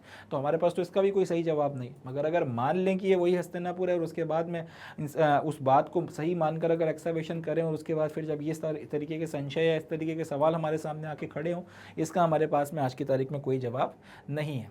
अगला जो टॉपिक आता है उसका नाम है पॉलीएंड्री। अब इसके बारे में हम लोग बातचीत करेंगे, चलें देखते हैं सर। तो नेक्स्ट जो टॉपिक आता है उसका नाम है पॉलीएंड्री।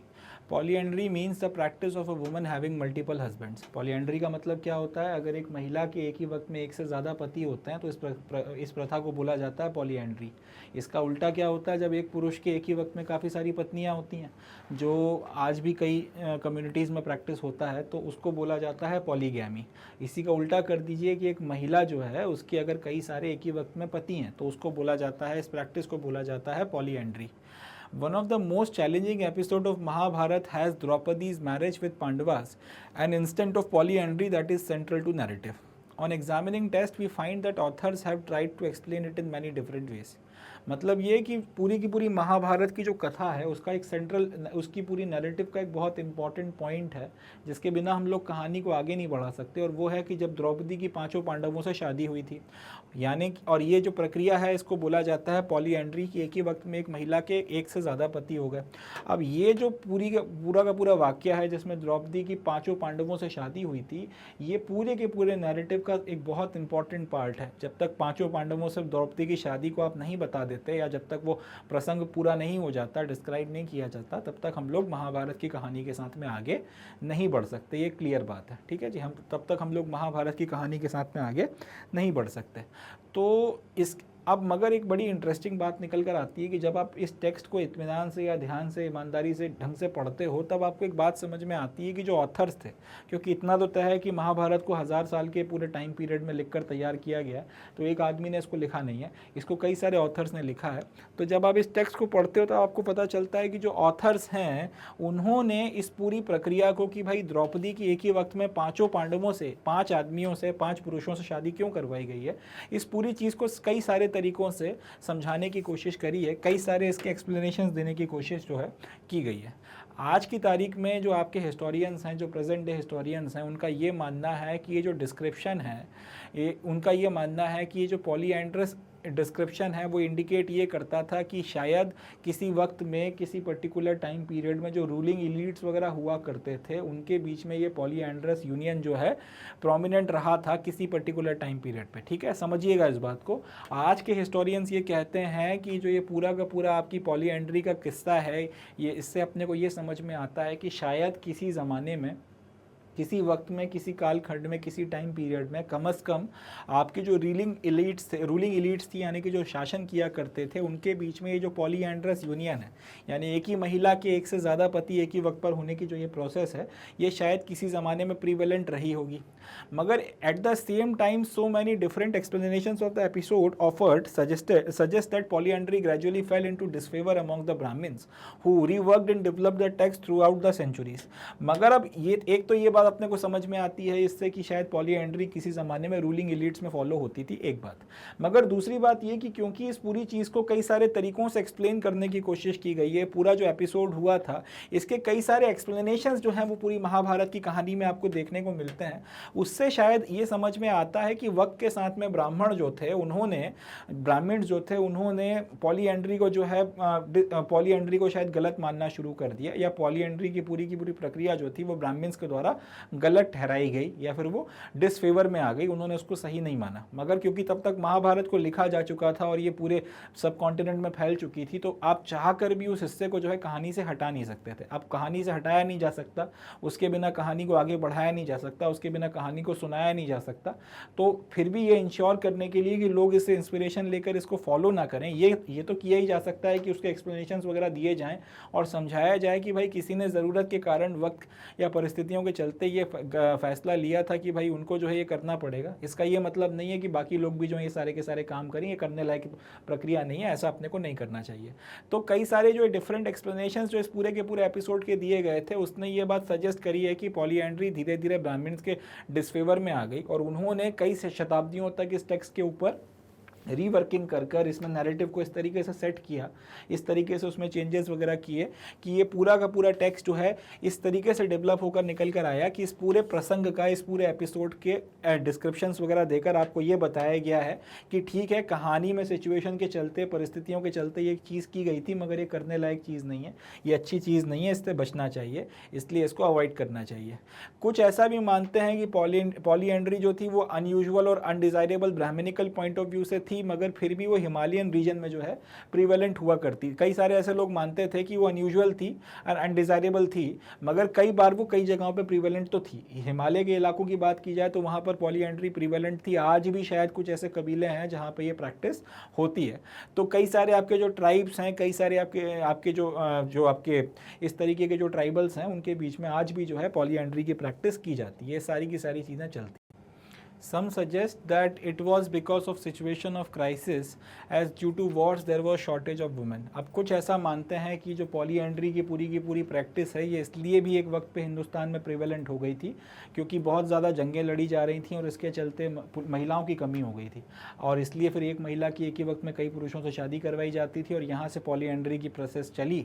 और महाभारत को जब लिखा गया जिस रूप में हम आज जानते हैं, उसमें फिर इस पूरे के पूरे प्रसंग को जो है द्रौपदी के साथ में जोड़ के डाला गया। मगर ये बात गले इसलिए नहीं उतरती कि अगर जंग लड़ी जाएंगी तो फिर पुरुषों की कमी होनी चाहिए। महिलाएं तो जंग लड़ने जाती नहीं थी हिंदुस्तान में, तो फिर ये कैसे हो गया कि भाई आप महिलाओं की कमी करवा रहे हो। पुरुषों की कमी हो समझ में आता है, मगर उसमें फिर एक पुरुष के साथ में बहुत सारी महिलाओं को ब्याहा जाए तो वो भी बात समझ में आती है।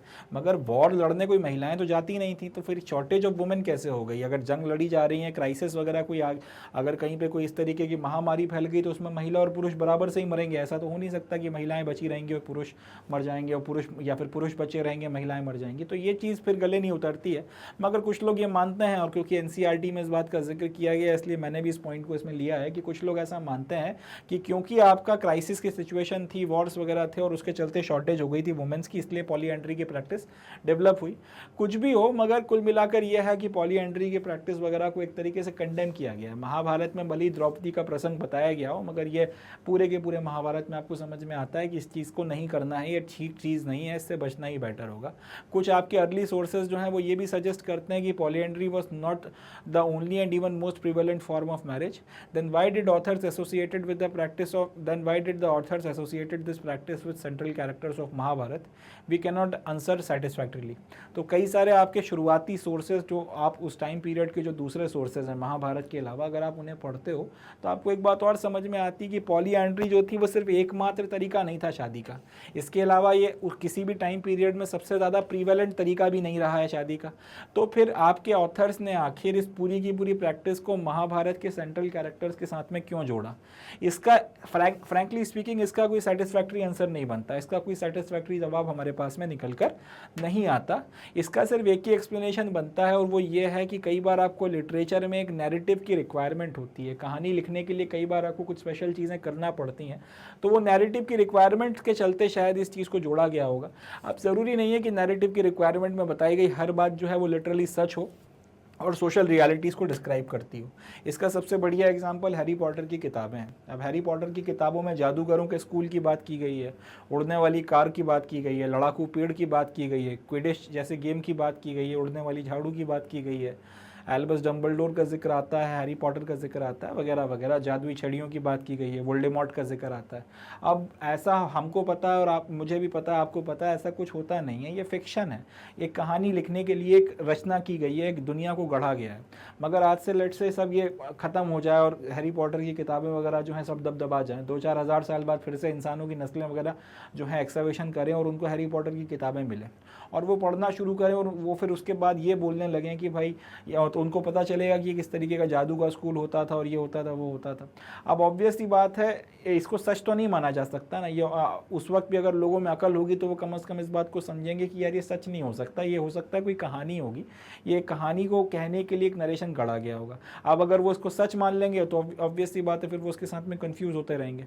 तो महाभारत की जो पूरी की कहानी है, इसमें अब ये जो 5 पतियों की बात है द्रौपदी की, ऑब्वियस सी बात है ये शायद उस वक्त की सोशल रियलिटीज़ को शायद रिफ्लेक्ट नहीं करती थी। ये सिर्फ एक कहानी को कहने के लिए एक आपने प्रसंग गढ़ा था, एक नैरेटिव वगैरह जो है गढ़ा था, और ये सोशल रियलिटीज़ को रिफ्लेक्ट नहीं करता था। तो जिस तरह से हैरी पॉटर की कहानी हकीकत नहीं है, जादू के स्कूल नहीं होते इस तरीके की कहानियाँ नहीं होती, इस तरीके की बातें हकीकत में नहीं होती हैं, सिर्फ कहानी को कहने के लिए एक पूरा का पूरा प्रसंग गढ़ा गया था। तो एग्जैक्टली उसी तरीके से शायद ये 5 पतियों की जो पूरी की पूरी प्रैक्टिस है ये उतना प्रीवेलेंट वगैरह नहीं रही होगी, बस कहानी कहने के लिए इस प्रसंग को गढ़ा गया होगा। बहरहाल जो भी हो, पॉलीएंड्री के डिस्क्रिप्शन के लिए हमारे पास में कोई सेटिस्फैक्ट्री जवाब नहीं है। अब जो नेक्स्ट टॉपिक, इनफैक्ट जो लास्ट टॉपिक आता है इस पूरे के पूरे आपके चैप्टर का, वो है a dynamic text. Dynamic text में हम लोग सबसे पहले ये देखेंगे कि महाभारत जो है उसकी ग्रोथ कैसे हुई। तो growth of Mahabharata did not stop with Sanskrit version. Over centuries, many versions of text were written in many regional languages. This was a result of ongoing process of dialogue between people, communities and those who wrote text. तो महाभारत की जो कहानी है, अब हमने देखा कि originally शायद संस्कृत में इसको लिखकर तैयार किया गया था, मगर इस कहानी की जो ग्रोथ है वो संस्कृत पर नहीं रुकी, या फिर सिर्फ संस्कृत में ही लिखकर इसको ख़त्म कर दिया गया, उतने पे बात नहीं रुकी। जिस तरह से आज की तारीख में एक किताब को कई सारी भाषाओं में ट्रांसलेट किया जाता है, हैरी पॉटर की बात कर लेते हैं, वो कई सारी किताबों में कई सारी आपकी भाषाओं में जो है उन किताबों को ट्रांसलेट किया गया। एग्जैक्टली उसी तरीके से आपकी महाभारत जो है उसको भी संस्कृत में लिखकर तैयार कर दिया, संस्कृत का वर्जन बना दिया और बात यहीं पे खत्म हो गई। ऐसा नहीं हुआ था। ग्रोथ ऑफ महाभारत जो है वो संस्कृत पर जाकर नहीं रुक गई थी। कई सारी शताब्दियों में ये जो आपके जो पूरा का पूरा महाभारत का टेक्स्ट है, इसके कई सारे वर्जन्स वगैरह जो है निकल कर आए। कई सारी रीजनल लैंग्वेजेस में जो है इसके कई सारे वर्जन्स को लिखकर तैयार किया गया था। This was result of ongoing process of dialogue between people, communities and those who wrote text. अब सवाल उठता है कि एक टेक्स्ट, एक पर्टिकुलर कहानी है, उसे एक भाषा में आपने लिख दिया, और ज़्यादा लोग उस वक्त पढ़े लिखे वैसे भी नहीं होते थे, लिटरेसी रेट उतना ज़्यादा नहीं था। तो फिर अब उसके बाद में कई दूसरी रीजनल लैंग्वेजेस में जो है उसको ट्रांसलेट क्यों किया गया, या फिर कई सारी दूसरी डिफरेंट आपकी रीजनल लैंग्वेजेस में उसके अलग अलग आपके वर्जन क्यों निकल कर आए? इसका जवाब यह है कि बेसिकली एक ऑनगोइंग प्रोसेस थी। महाभारत की जो कहानियाँ हैं उसके ऊपर अब डायलॉग होता था लोगों के बीच में। हिंदुस्तान में हमेशा से शास्त्रार्थ की पूरी प्रोसेस वगैरह रही है। शास्त्रार्थ जो है हिंदुस्तान के पूरे आपकी जो इतिहास है उसका एक बहुत इंपॉर्टेंट हिस्सा रहा है। तो क्योंकि एक ऑनगोइंग प्रोसेस थी डायलॉग की in between the people, communities and those who wrote the text, जिन लोगों ने आपकी कहानी लिखी थी, जिन लोगों को कहानी सुनाई गई थी, और जो आपकी अलग अलग कम्युनिटीज़ वगैरह जो हैं जिनके बीच में कहानी सर्कुलेट हो रही थी, इनके बीच में आपस में चर्चा परिचर्चा होती रहती थी। उसके चलते अब कई बातों के साथ में लोग जो हैं सहमति जताते थे, कई बार जो है लोग असहमति जताते थे, कई बार लोग जो है अपने तरफ से भी कुछ बातों को उसमें जोड़ने के लिए बोलते थे। इन सारे डायलॉग्स के नतीजे में अब क्योंकि ओरिजिनल टेक्स्ट लिखा जा चुका है उसमें भी बदलाव हो रहे हैं, संस्कृत में जो टेक्स्ट लिखा गया, मगर इसके अलावा जो आपके दूसरी भाषाओं में टेक्स्ट लिखे गए हैं तो उसमें भी क्योंकि लिखे जा रहे हैं या फिर लिखे नहीं गए तो उसमें आप जो चेंजेस या जो भी आपके सजेशंस वगैरह के नतीजे में बातचीत निकल कर आ रही है उसको शामिल कर ले रहे हो, या फिर आप ये कर रहे हो कि इन सारे आप जो भी ये जो भी आपके सजेशंस वगैरह हैं जो आपकी रीजनल लैंग्वेज में टेक्स्ट लिखे जा रहे हैं इसको शामिल कर कहानी के नए नए वर्जन्स वगैरह बना रहे हो। खैर जो भी हो, इस सब के चलते हुआ ये कि कई सारे आपके अलग अलग क्षेत्रों की जो स्पेसिफिक स्टोरीज़ वगैरह थी उनको भी जो है उनके अपने जो क्षेत्रीय वर्जन थे, अपने जो रीजनल वर्जन थे उसमें जगह मिलती चली गई, और इस तरीके से वो जो है आपकी रीजनल जो महाभारत की अलग अलग लैंग्वेज के वेरिएशंस निकल कर आए उसमें कई सारे अलग अलग कहानियाँ जो हैं जुड़ती चली गई। मगर एट द सेम टाइम आपकी जो सेंट्रल स्टोरी थी उसको कई सारे तरीक़ों से कहा गया, कई सारे लोगों ने अपने अपने वर्जन्स में कहा है। इनफैक्ट आज भी अगर आप देखोगे तो रामायण पे, महाभारत पर जो है कई सारे नए नए वर्जन निकल कर आते रहते हैं। जैसे लेटेस्ट में मैंने भी कुछ साल पहले किताब पढ़ी थी जिसका नाम था कली का उदय, दुर्योधन की रामायण। एक था जिसमें रामायण को द्रौपदी के पर्सपेक्टिव से बताया गया था। तो दुर्योधन कली का उदय या दुर्योधन की रामायण के नाम से जो किताब मैंने पढ़ी उसमें मुझे ये पता चला कि भाई उसमें मतलब ये लिखा गया था कि दुर्योधन ने जो भी काम किया तो आखिर वो क्यों किया, उसका जो पर्सपेक्टिव था वो क्या था, वो पांडवों से इतनी नफरत क्यों करता था, उसने वो सारे काम क्यों किए जो शायद उसे नहीं करने चाहिए थे, तो उसका एक पर्सपेक्टिव बताया गया। अब आज भी इतने हज़ारों साल बाद भी महाभारत की कैरेक्टर्स के पर्सपेक्टिव से किताबें लिखी जा रही हैं। तो बेसिकली पॉइंट वही है कि जो आपकी सेंट्रल स्टोरी है उसे कई तरीकों से कहा गया है। द्रौपदी की रामायण में बेसिकली द्रौपदी के पर्सपेक्टिव से जो है पूरी की पूरी कथा को कहा गया है। तो ये जो पूरा का पूरा आपकी जो कहानी है, इसकी जो सेंट्रल स्टोरी है, इसको बार बार कई सारे तरीकों से कहा गया है, कई सारे तरीकों से सुनाया गया है। कई सारे एपिसोड्स वगैरह जो हैं इसके स्कल्पचर्स में और पेंटिंग्स वगैरह में जो है उनको डिस्क्राइब किया गया है। और महाभारत के अलग अलग प्रसंग जो हैं उन्होंने कहीं ना कहीं अलग काफ़ी सारी थीम्स वगैरह जो हैं हमारे आपके अलग अलग आपके जो आर्टिस्ट वगैरह होते हैं उनको कई सारी थीम्स वगैरह दी हैं, जिसके बेसिस पे बहुत सारी पेंटिंग्स बनाई गई हैं, कई सारे तरीके के परफॉर्मिंग आर्ट्स वगैरह जनरेट किए गए हैं, कई सारे डांसेस वगैरह जो हैं बना के तैयार किए गए हैं, कई सारे नाटक लिखे गए हैं, कई सारे और तरीके के नरेशंस वगैरह जो हैं उनको किया गया। जैसे कि एक आप ये फोटोग्राफ जो है कई बार आपको घरों में देखने को मिलता होगा, जिसमें भगवान कृष्ण जो है अर्जुन के सारथी बने हुए हैं और अर्जुन जो है अब युद्ध करने के लिए पूरी गीता सुनने के बाद में तैयार हो गए हैं। उनके जितने भी भ्रम थे, वो जितने भी उनके डर थे, संशय थे, वो सब निकल गए और अल्टीमेटली अब जो है वो जंग पर जा रहे हैं। तो ये जो आपका युद्ध के लिए वो तैयार हो गए हैं, इस पर्टिकुलर तस्वीर को ये कहाँ से लिया गया है? आपकी पूरी गीता सुन चुकने के बाद में अब युद्ध की शुरुआत हो रही है और उस पर्टिकुलर वक्त का जो सीन है उससे आपने इंस्पिरेशन उठाकर ये तस्वीर बना दी और इसको फिर जो है और ये जो तस्वीर है उसके बाद में काफ़ी बड़े लेवल पर सर्कुलेट हुई है। वक्त के साथ में इसमें और सुधार होता चला गया, लोगों ने अपने अपने हिसाब से इसको ड्रॉ किया, मगर मोर और लेस आपको ये तस्वीर बहुत देखने को मिलती है। अब ये एक थीम है, इसके ऊपर आपके आर्टिस्ट ने जो है आर्टिस्ट ने क्या किया है, आर्टिस्ट ने इसके ऊपर पेंटिंग बनाई है। इसी तरीके से आपको इस कल्चर के फॉर्म में भी देखने को मिल जाएगी जिसमें भगवान कृष्ण गीता का उपदेश दे रहे हैं। तो पॉइंट यह है कि अलग अलग तरीके के परफॉर्मिंग आर्ट्स में महाभारत, रामायण और इस तरीके की आपकी जो हमारे जो एपिक्स हैं उनका एक बड़ा योगदान है। ये तस्वीर हो गई आपको, अब ये इसका एक अलग वर्जन देखने के लिए मिल गया। ये किसी दूसरे पेंटर ने बनाई थी और ये थोड़ा पहले पेंट की गई थी, ये अभी मॉडर्न टाइम्स में पेंट की गई है। इसके अलावा ये अब आपका जो पर्टिकुलर सीन है चक्रव्यूह का, जिसमें अभिमन्यु जो है आपके सारे महारथियों से अकेला लड़ रहा होता है। ये जो एक पर्टिकुलर डिस्क्रिप्शन है बड़ा खूबसूरत तरीके से पेंट किया गया है। इसके ऊपर कई सारे तरीके के आपके प्लेस भी बने हैं, कई सारे तरीके से इसको एक्सप्लेन किया गया है। तो ये एक आपका वर्जन हो गया। महाभारत को की जो कहानी है इसके कई बार लोगों ने इसके ऊपर अपनी कमेंट्रीज वगैरह भी लिखी हैं। अब द्रौपदी का जो ये चीरहरण का सीन है ये बड़ा फेमस सीन है। इसको ये जो आपकी फोटोग्राफ वगैरह है इसमें बड़ी खूबसूरती के साथ में जो है शो किया गया है। ये हो गया। इसके अलावा ये जो आपका द्यूत क्रीड़ा चल रही थी जिसमें पहली बार जो द्यूत क्रीड़ा हुई थी उसमें छल से जब इनको हरा दिया था और उसके बाद में सेकंड टाइम में जब वो हार गए थे तो पूरी चीज़ को जो है डिस्क्राइब किया गया। उस सीन से जो है आपने थीम वगैरह ले ली और उसकी मदद से जो है आपने सारा का सारा काम किया। तो कहने का मतलब ये है कि बेसिकली ये जो पूरा का पूरा टेक्स्ट है ये इतना डायनामिक टेक्स्ट है, इसने हिंदुस्तान के ऊपर बहुत ज़्यादा प्रभाव डाला है। हिंदुस्तान की जो आपकी नॉर्मल आपके समाज के किसी भी हिस्से में चले जाओ, रामायण और महाभारत की कहानियों से सब लोग अवगत हैं। कहीं ना कहीं उन कहानियों के बेसिस में जो शिक्षाएं हमको मिली हैं जो वो उसने कहीं ना कहीं हमारे वैल्यू सिस्टम को बहुत ज़्यादा अफेक्ट किया है।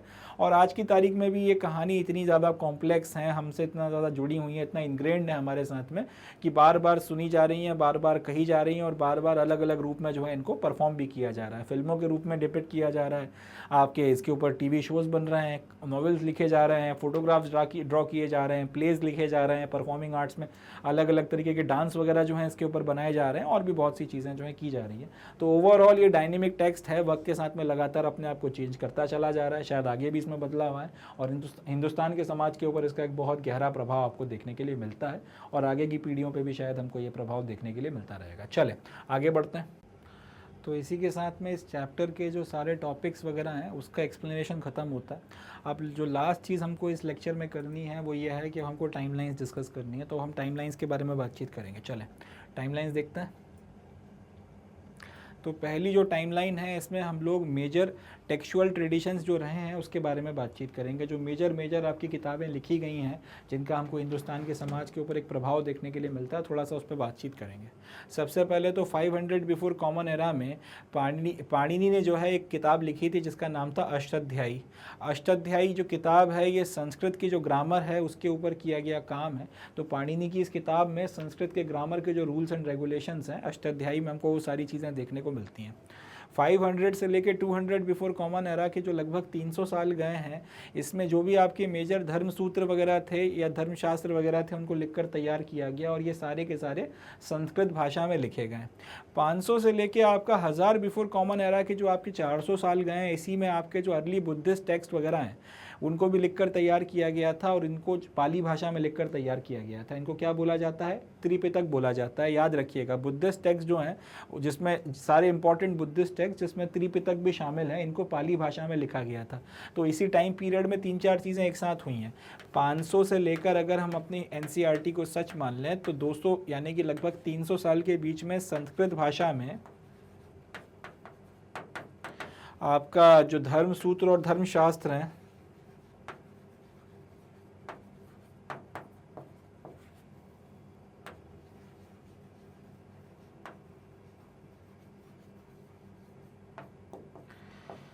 वो भी लिखे जा रहे हैं या फिर वो भी लिखे गए हैं और इसी वक्त में 100 साल इन्होंने और ऐड कर दिए।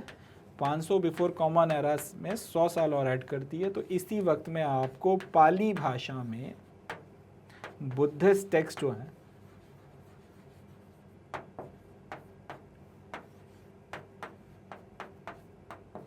वो भी देखने के लिए मिल रहा है। ठीक है जी। तो इससे ये समझ में आता है कि पाली और संस्कृत प्रोमिनेंट भाषाएं हैं जो एक ही वक्त पर पैरेलल में चल रही थी। आगे बढ़ते हैं। इसके बाद में रामायण और महाभारत जो है संस्कृत में इनको भी 500 से लेके 400 कॉमन एरा के बीच में इसी वक्त में लिखा गया था। 200 बिफोर कॉमन एरा से लेके 200 कॉमन एरा के बीच में सबसे जो एक इम्पॉर्टेंट काम हुआ था वो था मनुस्मृति को लिखा गया था और इसी वक्त में आपका जो तमिल संगम लिटरेचर है उसको भी लिखकर तैयार किया गया। याद रखिएगा 200 बिफोर कॉमन एरा से लेके 200 कॉमन एरा के बीच में 2 चीज़ें हुई हैं। सबसे पहला क्या है? सबसे पहले आपकी मनुस्मृति को लिखा गया है। ठीक है जी। मनुस्मृति नाम की जो किताब है इसको लिखकर तैयार किया गया और इसी वक्त में आपका जो तमिल संगम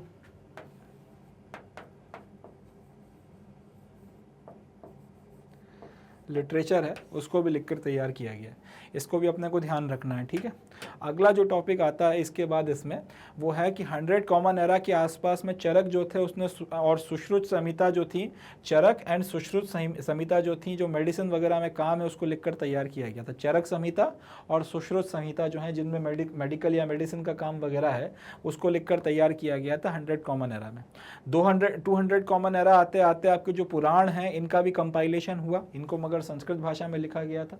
उसके बाद में 300 कॉमन एरा की बात करेंगे तो आपका जो ड्रामेटर्जी है, इसके ऊपर एक बहुत इंपॉर्टेंट किताब लिखी गई है जिसका नाम है नाट्यशास्त्र। तो नाट्यशास्त्र नाम की किताब है जिसको भारत नाम के एक व्यक्ति ने संस्कृत में लिखा था। ड्रामेटर्जी आप कह लीजिए, वर्क ऑन ड्रामेटर्जी, या फिर आपका जो ड्रामा वगैरह को लेकर या परफॉर्मिंग आर्ट्स वगैरह को लेकर इसमें काफ़ी ज़्यादा डिटेल में चीज़ें आपको देखने को मिलती हैं। 300 कॉमन एरा के आसपास में आपको नाट्यशास्त्र देखने के लिए मिलते हैं। याद रखिएगा 100 कॉमन एरा में चरक और सुश्रुत की संहिता लिखी गई, मेडिसिन का काम। 200 कॉमन एरा में जो है के आसपास में जो है ऑनवर्ड्स में आपको देखने को मिलता है पुराणों का कंपाइलेशन वगैरह। 300 कॉमन एरा में नाट्यशास्त्र वगैरह जो हैं जो भारत के द्वारा लिखे गए थे, ड्रामेटर्जी के ऊपर एक इंपॉर्टेंट किताब है, परफॉर्मिंग आर्ट्स के ऊपर जो एक इंपॉर्टेंट किताब है वो आपको देखने को मिलती है। और 300 से लेकर 600 बिफोर कॉमन एरा के बीच में जो दूसरे आपके धर्मसूत्र वगैरह हैं या धर्मशास्त्र वगैरह हैं उनको लिखकर तैयार किया गया था। ठीक है जी।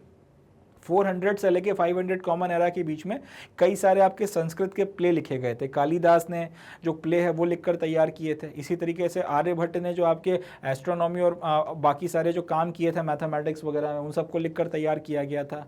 वारामिहिर ने, आर्यभट्ट और वारामिहिर इन लोगों ने एस्ट्रोनॉमी और आपके मैथ्स के ऊपर जो काम किया था वो आपका 400 से 500 BC के बीच में देखने को मिलता, 400 से 500 कॉमन एरा के बीच में देखने को मिलता है। इसी तरीके से जो जैनों के वर्क हैं, जो जैन मुनियों के आपके इंपॉर्टेंट जो कंपाइलेशंस वगैरह हैं जो प्राकृत भाषा में लिखे गए थे वो भी आपको देखने के लिए मिलते हैं। कंपाइलेशन ऑफ जैनास इन प्राकृत, ये भी जो है इसी टाइम पीरियड में 400 to 500 कॉमन एरा में देखने के लिए मिलता है।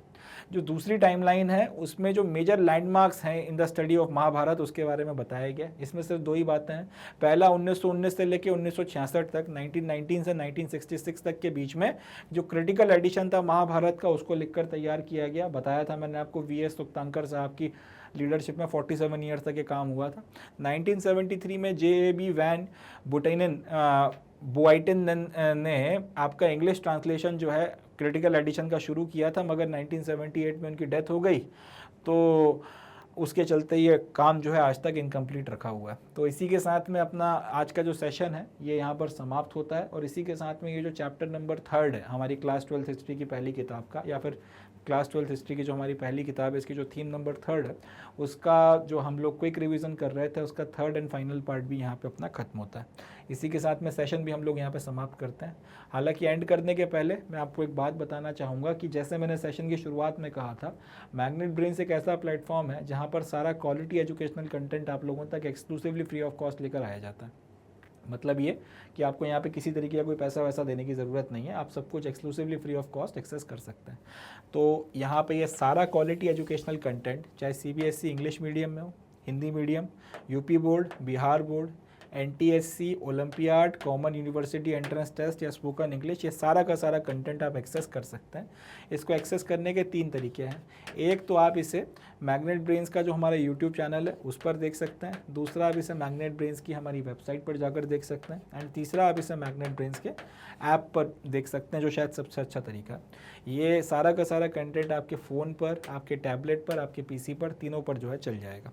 इसके अलावा हम ये भी समझते हैं कि एक लेक्चर आप 1 बार, 2 बार या 3 बार, मैक्स टू मैक्स 4-5 बार देखोगे।